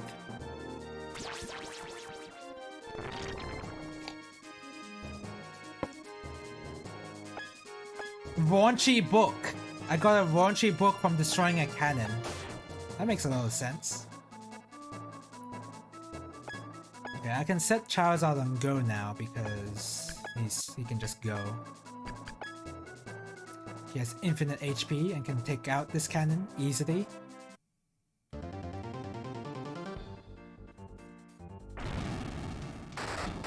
Gonna be lurking now while I do some stuff. Good luck with this map. Thank you for checking out the stream. And thank you for the look. I do want every game in some way to be engaging and force me to like learn the game mechanics. That's what I want every game to do. Because most games tend to like present the mechanics but they don't make you learn them, which I have a problem with. But yeah, I ultimately just want every game to like actually make you do what the game wants you to do to a certain extent. That's why I want mainly. And Bahamut Lagoon hasn't been good at doing that, honestly. But this map definitely, like, it's sort of strange too, because there's good difficulty and really bad difficulty, and Auricilla knows what I'm gonna start to bring up when I talk about bad difficulty. Strangers of Sword City is an extreme case of really bad difficulty, like really unfun difficulty. It's so bad. Thinking about it makes me angry. Oh, you can heal the cannon, great. So I actually do have to rush the cannon in order to make any kind of progress. That's so annoying. I scored a drop. Claim now or go to inventory. What is a drop? Is this a Twitch thing? Sorry, what is going on? Is this a Twitch thing? Genshin Impact drops. I don't even play Genshin Impact. Why did I get this? Why did I even get that? And now my chat box has been ruined because I clicked on this. How do I go back to the chat room? Oh my god. How did I even go back? Oh my god. Ugh. I'm gonna have to close that and then bring that up again. Okay, that worked. I don't even play Genshin Impact. Why did I get that drop? I guess that's just like basically an ad from Twitch.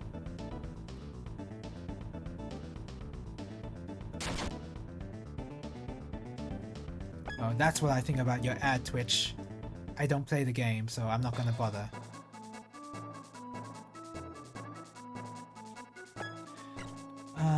Okay, Bew.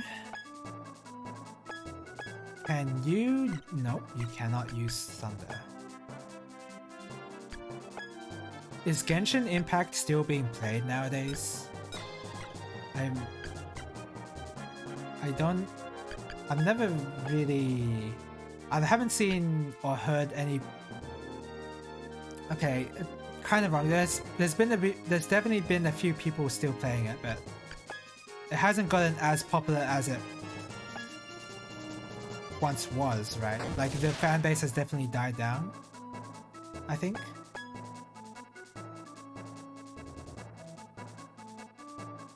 I'm not sure though.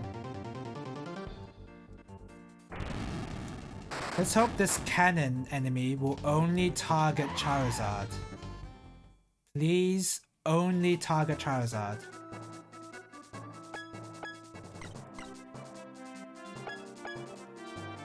Okay. I'm gonna move Sendak in a bit closer before I actually decide to go in completely.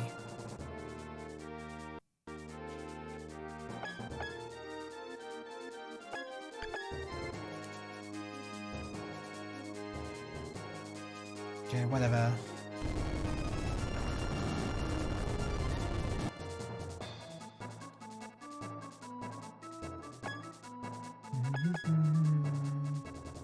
The earthquake should also destroy structures in my opinion, because it is an earthquake, right?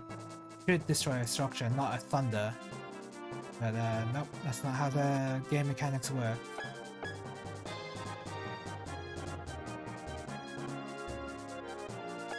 You be here. And as for you, since you can go basically everywhere, I want the dragon to go. Yes, good.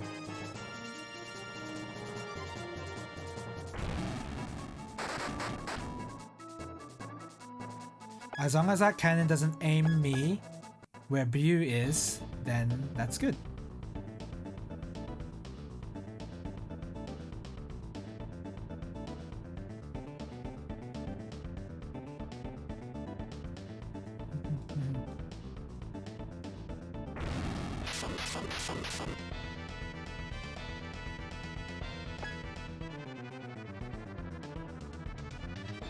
still eating a bit of the fig. Am I supposed to eat like the skin part?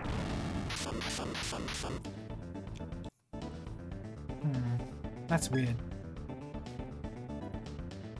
Okay, good. The cannon only aims the closest. That's all I want. That's all I want.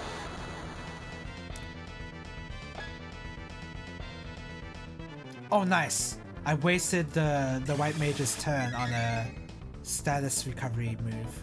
It's perfect. That's absolutely what I wanted.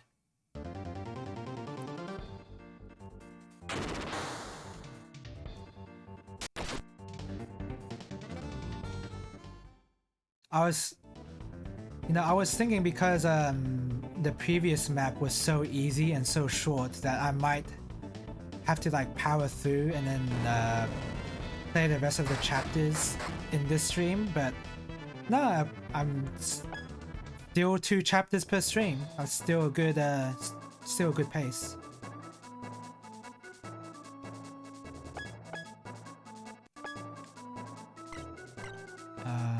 I don't want you to move there yet because I want to destroy this cannon.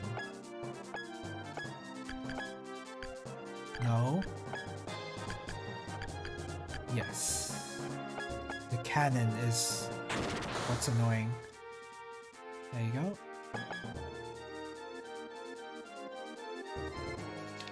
Absolutely the wrong targets, the Carabia.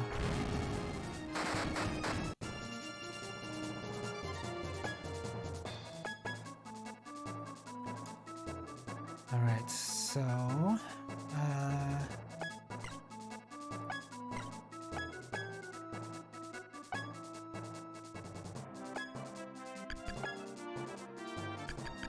Can you reach anyone there? No, you can't. I'm not even gonna try. I mean, I will move there, of course, but I'm not gonna try to move any further than that. And then for Bew, we're just gonna go with the same hit. Do as much damage as possible. Oh no, I sent Charizard on go. This could be trouble actually, because Charizard could move away, and I don't want him to move away.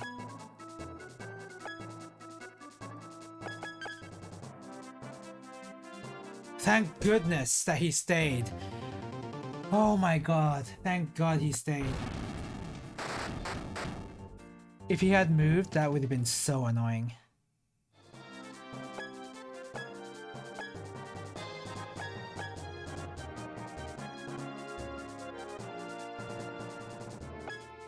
Yeah, we're just gonna go in and do the damage that I need to deal.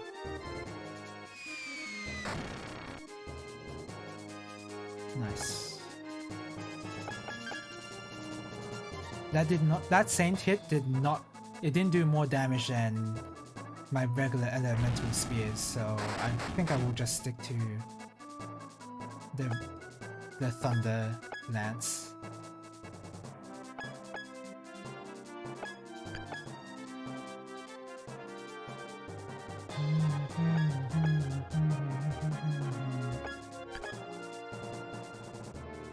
Okay.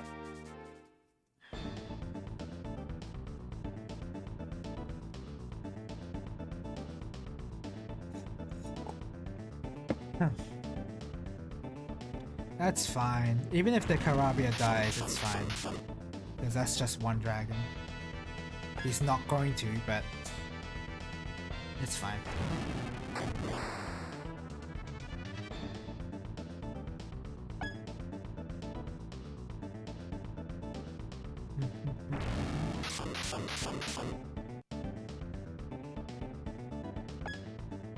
I think this was definitely the first. Oh, does that hit?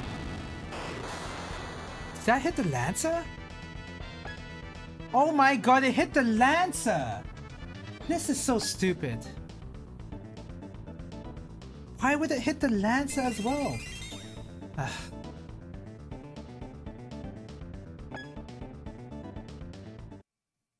This map is definitely designed around you having Charizard be at max level. There's no way. There's no way you can get through this without Charizard.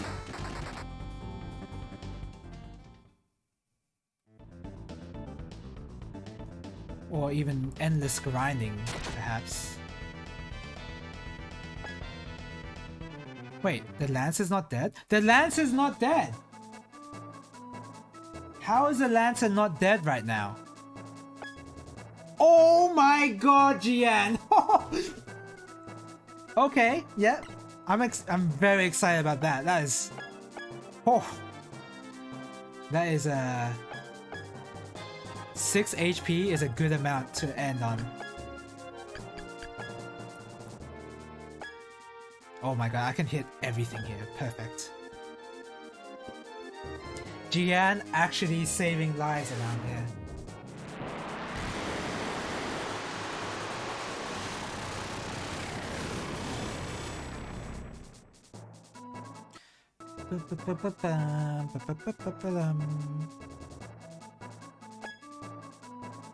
Okay, yep. Really good damage. That's what I want to see. That's why I want to see instantly killing the white mages. Yes. Perfect. That was the perfect turn. Oh, Zvedos is so smart. 250 intelligence. 250 IQ.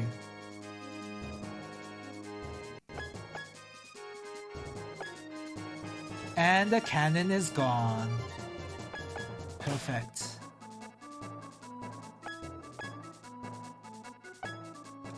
What I'm gonna do for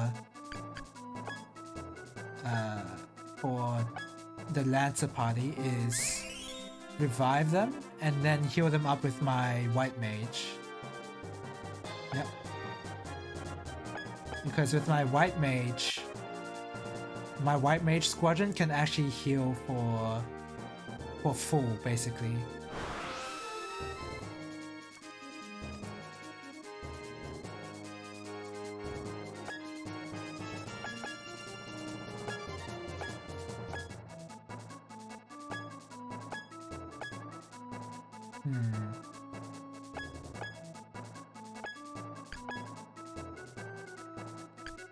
No.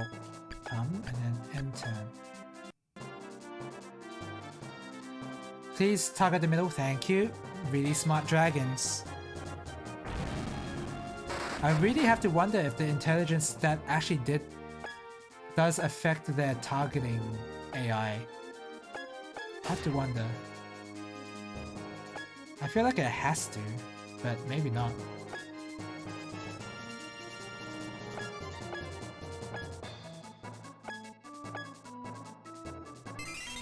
I'm just gonna heal up the Lancer a little. They weren't healed completely to full, so I think that's worth doing.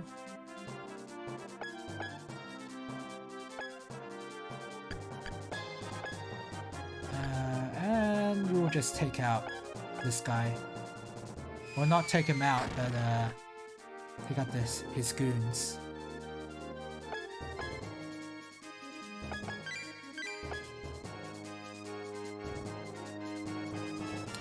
Not where I wanted you to go. I'm gonna have to call you back.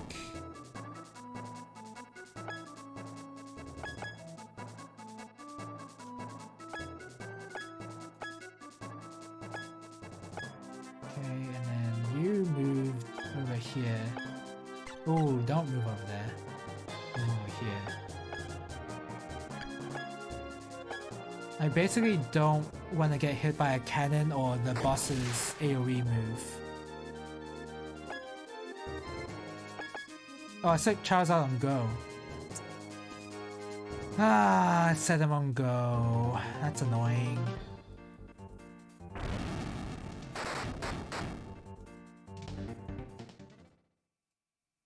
I really gotta be careful next turn and make sure I set my dragons to the right setting.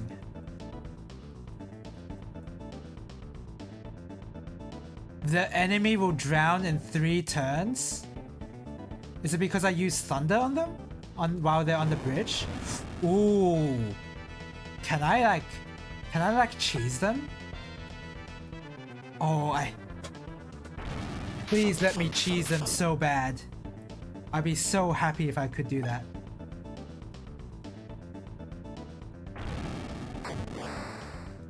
Yeah, whatever. That's gonna do 0 damage.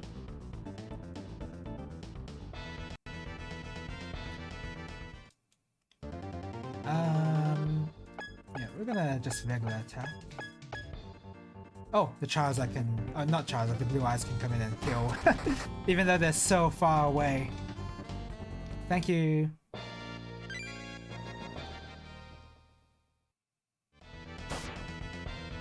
Okay, good. Ba-bam.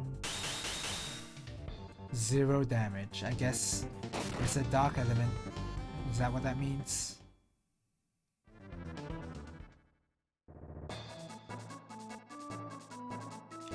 Alright, set the dragon to come over here first, and then hit them with the thunder. I'm gonna make them drown in the river instead of actually fighting them.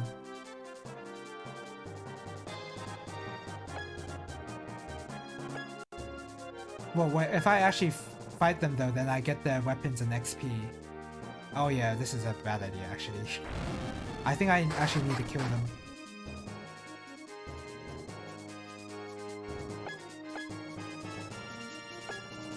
But surely I can kill them in 2 turns, right? I don't see how I don't. Looks like it's time to pack the second loop. Oh, for Zero Ranger? Yeah. Like, I would say that it's mostly the same in the second loop, but the dodging intensity does increase. It's just like slightly different because the slight differences can mess you up, I think, yeah. And you do definitely need to practice the slight differences. In terms of, if you're not scoring, then the routing doesn't really change. You're mostly doing the same thing. That's what I mean by the same thing. It's the routing is not that different.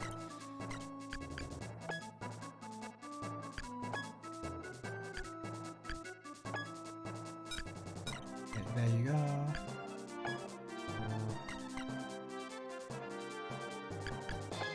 But it's still worth practicing. I can make it to 2-2 from stage 1, 1-1. Let's do Saint Hip. That's pretty good.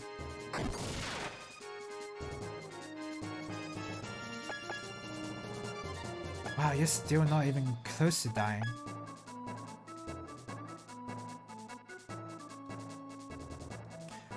Wrong target, Charizard. On 1 credit from 1-1. That's pretty impressive. You're definitely making more progress than I am, but the first time I played Zero Ranger, I didn't really, I wasn't really going for 1cc, I just abused the stage select and the continues. Which is like the quote-unquote intended way that the developers wanted you to play the game. So, I mean, yeah, it's fine.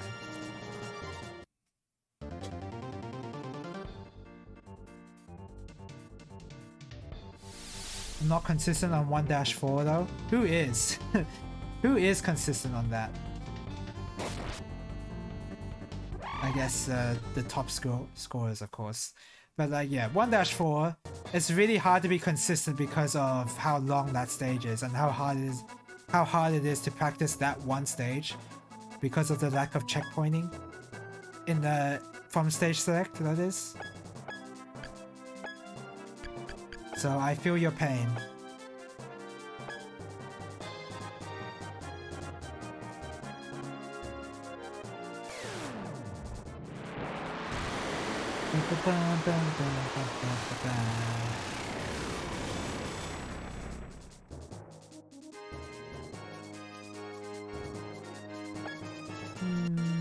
Oh my god, these guys are not even close to dying. I guess it's a good thing that I'm attempting to drown them instead.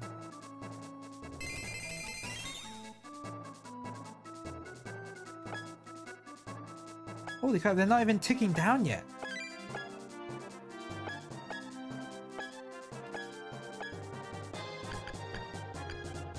Do Ice Dust so that this guy will live.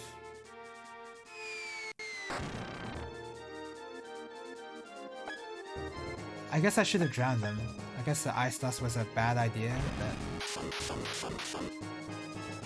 Man, those turrets are annoying. I have to heal the Lancer. I was thinking of using Holy with... Oh, I still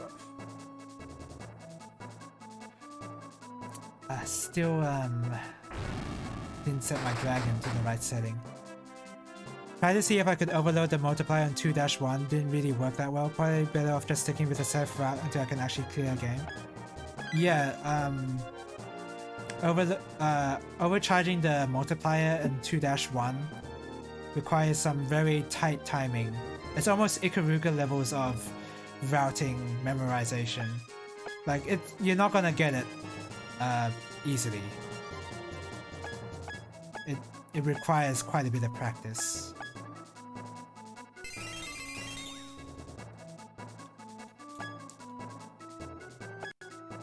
Like I'm definitely not joking when I say it requires Ikaruga levels of routing, so you don't need to worry about that. It's pretty tough to keep that multiplier in the second loop. Is really hard to overcharge the multiplier and also keep it. Especially in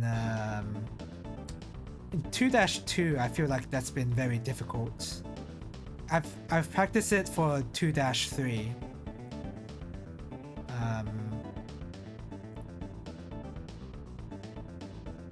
But if I attempted it now, I would fail at it. It's still really hard. It does require active practice.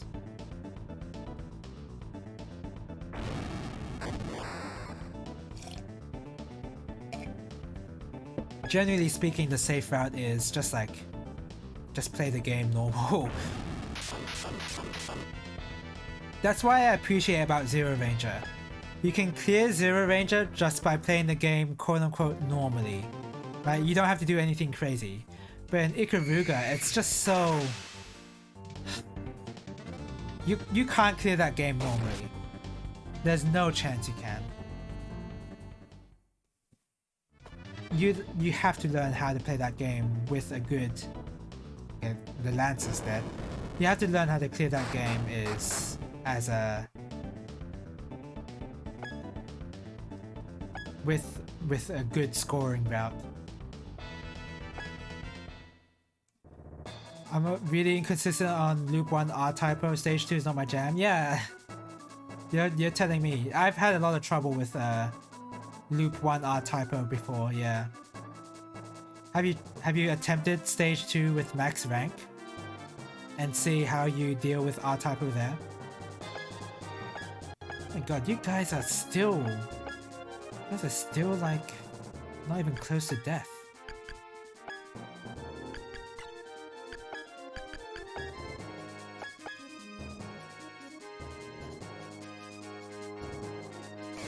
I found I've definitely gotten a lot more used to R-Typo as I've fought him more and more. He does take some time getting used to, of course.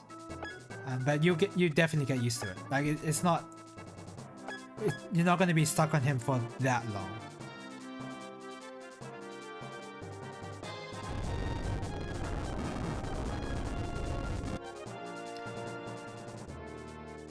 I can't because I'm not good enough at chaining to achieve max rank. I'm pretty sure I've seen high rank patterns. No, well, no, I mean go to stage select on stage 2 and pick high rank for stage 2 on stage select. For 1-2 on, yeah.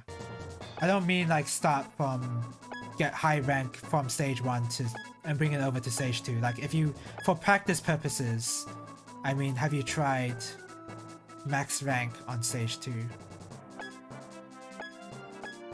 I think that might help you a bit there. Just like... oh, I forgot you could... yeah. That's also something I discovered very late in my playthroughs of Zero Ranger. That you could actually... Just as a reminder, in case you don't know how to do it. You go to the stage, you pick the stage that you want, and before you actually enter into the stage, you mash A or whatever your button 1 input is, and you mash it as fast as you can until the the screen sort of glitches, and that's how you enter max rank. Would have been really nice to know about when I was actually learning the game proper. But now I know, so it's not too much of an issue. But I wish the game told you that. But yeah, it might be worth just doing that for a bit, especially for stage 2, so that you get used to R-Typo's patterns. Because if you practice R-Typo's max rank difficulty, then you won't have much trouble with the lower difficulties, because the lower difficulties will only just remove some of the bullets, and if you remove some of the bullets, then it's a lot easier to dodge if you're used to the higher rank patterns. That's something I recommend you do. If you don't want to do it, then that's fine. Like, the way you're playing it without taking into account scoring, then you don't have to do it that way. But I recommend you do that. Because you're not going to encounter the higher ranks for quite some time. So drug dust was a really bad idea, but at least no one died. And I forgot to set the dragon. Ah, great. Keep forgetting to set the dragon.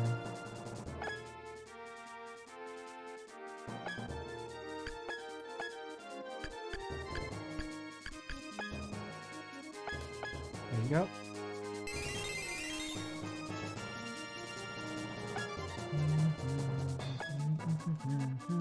So my white mage will not fully heal the dragon sometimes, but the amount they heal is definitely enough for regular human squadrons.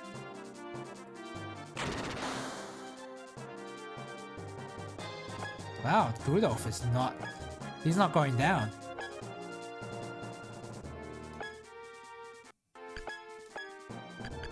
The Saint hits on both of these guys.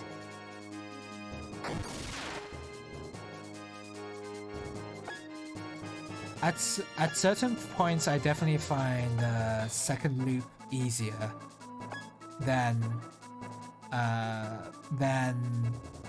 some of the stages on the first loop. Like 1-4 is easily... 1-4 is easily the hardest stage of the entire game, in my opinion. That might be crazy, but like... yeah, that's... yeah, you know what? That's not so crazy. 1-4 is definitely the hardest stage. It's really hard to be consistently good at that stage.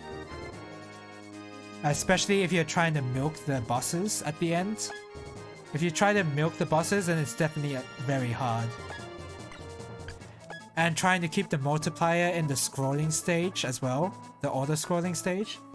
That, yeah, 1-4 is easily the hardest.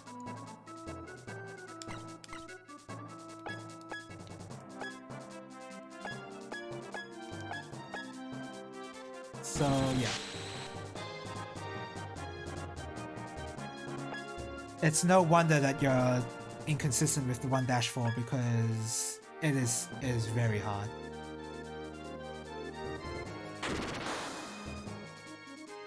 If you do the safe routes for the second loop, I'm sure you'll get through it pretty easily. Like you won't spend a lot of time on that. You might spend a lot of time on specifically the last boss, TLB.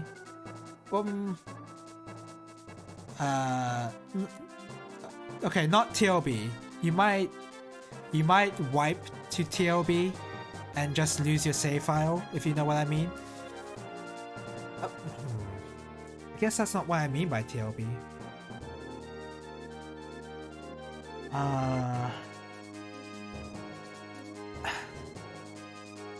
Okay, yeah, I guess I do mean TLB. The true last boss,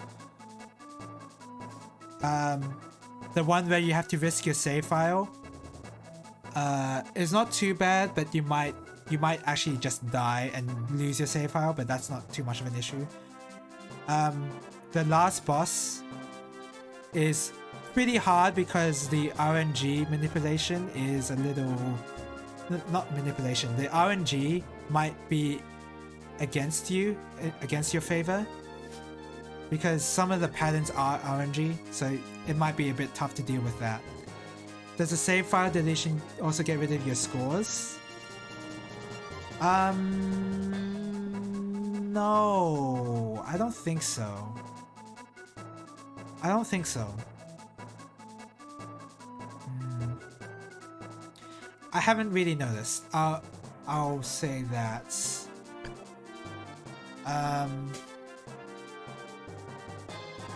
But I don't think it does. I'd have to like dredge up some long memory of... That's something to test. I don't really know. All physics are a bit of a mystery. Yeah.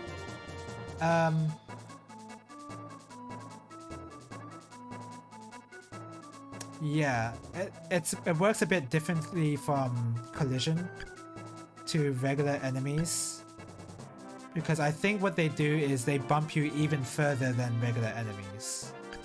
I think that's the difference.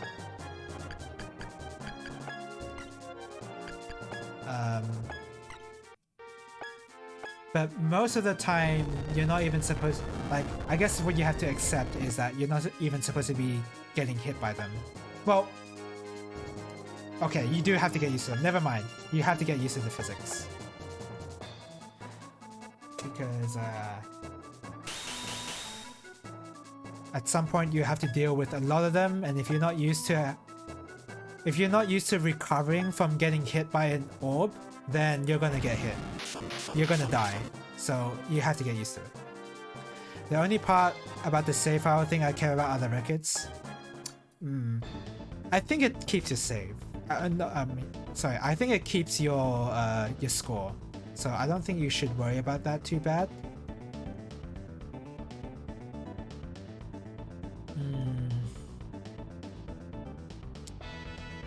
And honestly,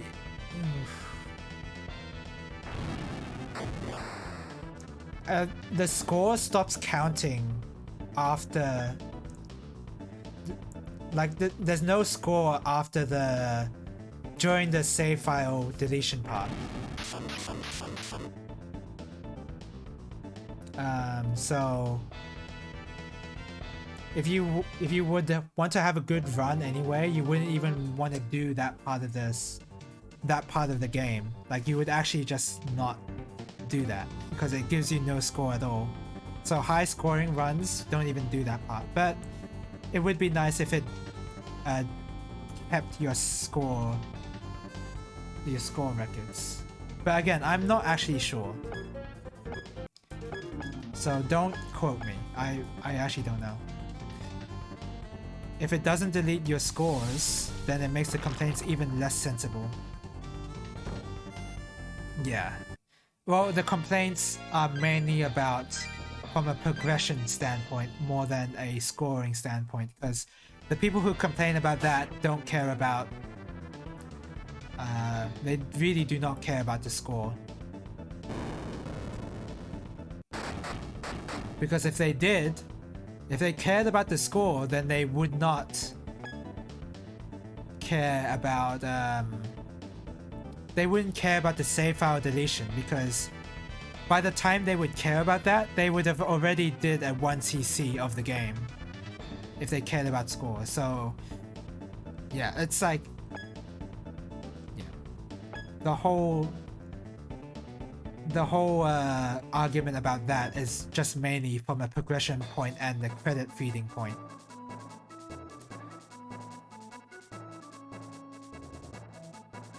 I just ask for the sake of keeping the replay for the first clear. Yeah. There's nothing wrong with the question. I think it's a good idea for them to, you know, to keep the save, to keep the score records. I mean, I think they should do that, but I don't know if they actually do.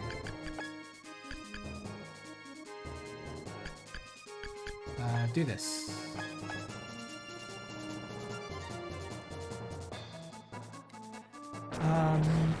I got a... I wonder if I should try scoring runs with the other loadout. I kind of don't want to because the current loadout that I generally use, which is the one you're using, is what I've practiced with, and I'm still not convinced that I'm good at the scoring runs even with that loadout. So I just want to keep at it with that one. But I just want to see what the drill even looks like at on other sections. I'm just curious. But I guess that kind of experiment will have to wait until later, unfortunately, because let's heal you like this. That kind of experiment will have to wait until later because Ikaruga is dominating most of my life. Even though I don't even like that game much.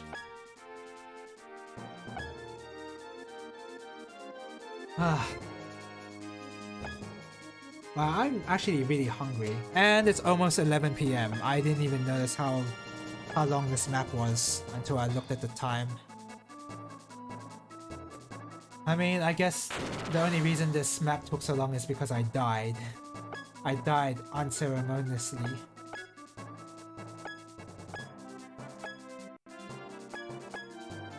Let's do an ice hit because... yeah, let's do an ice hit. I want this Emperor, this Rudolph alive so I can actually take his stuff.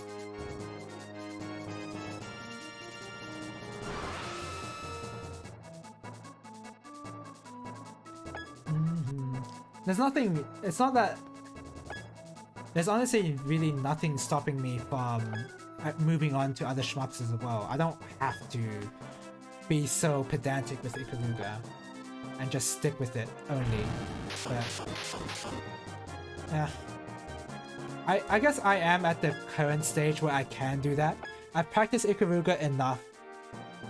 Like I've already practiced over half of Ikaruga that I could just move on to Battle Garega and practice that. Because chapter 5 seems like it's really short, so I can do that.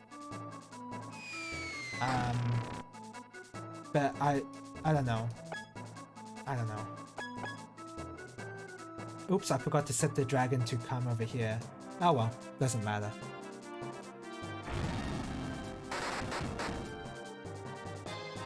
I don't know, maybe it's an ego thing, maybe it's like a matter of pride, but I really want to finish Ikaruga first.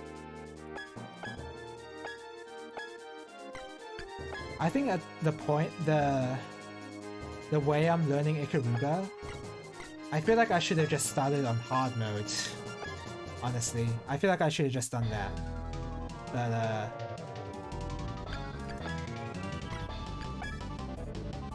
yeah, I guess I should have done that at first, but I've already spent so much time on normal mode that I'm just gonna stick with that and only play on normal.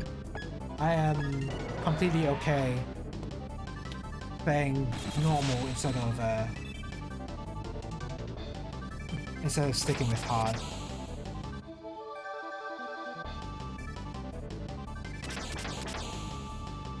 Can this guy die already? Not quite! I still have my castle! Does he?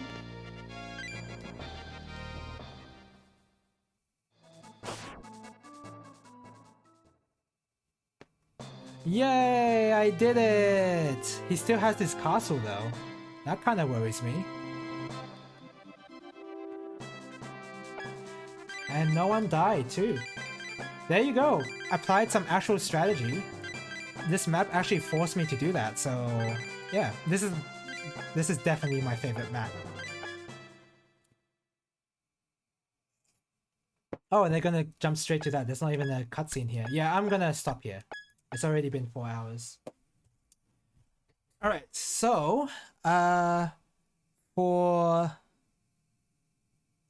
okay, so today's Thursday, so tomorrow is gonna be no stream as usual. And then for For Saturday, I'll play Musha and UN Squadron. I'm not entirely sure how long those games will take. I'm not sure how much time I'm willing to spend on those either, because those are your regular old shmups, and they'll be difficult. So I don't know how long I want to spend on those. So that will be a variable length. So we'll see. We'll see. I'll try to at least spend at least an hour on each. UN Squadron will definitely take more than an hour, I think. But with Musha, I don't know. I'll try to spend at least an hour on that. And then on Sunday, I'll finally finish Fallout 3. Hopefully there won't be anything interrupting me on that day. And yeah. Maybe on Monday I'll do an Ikaruga. If I'm consistent with my practicing, maybe I'll try to do a full run for Ikaruga on Monday. And I'll just keep at full runs until I do a 1cc on stream. That'll be fun. But then on Monday, I'm also doing raiding for FF14. So I don't have a lot of time. But we'll see. So yeah, that's it for today. Thank you guys for watching. And I guess I'll do a mini raid. I'll raid Chie, because she's currently doing some art. Oops, why did I do clip copy to clipboard? I can clip that. Okay, I didn't mean to do that. Yeah, I'll just raid Chie right now. Oh, she's playing Genshin Impact right now. Okay. Wow, you know, I just said that Genshin Impact isn't as popular and not many people are playing it nowadays, and then here I am raiding a Genshin Impact player. Anyway, thank you guys for watching, and hopefully I see you later. Oh yeah, it's ready to raid. Okay. So yeah, that's my itinerary. No stream tomorrow. Saturday will be UN Squadron and Musha. Sunday is Fallout 3, and Monday will probably be Ikaruga. Alright, thank you guys for watching. Bye bye.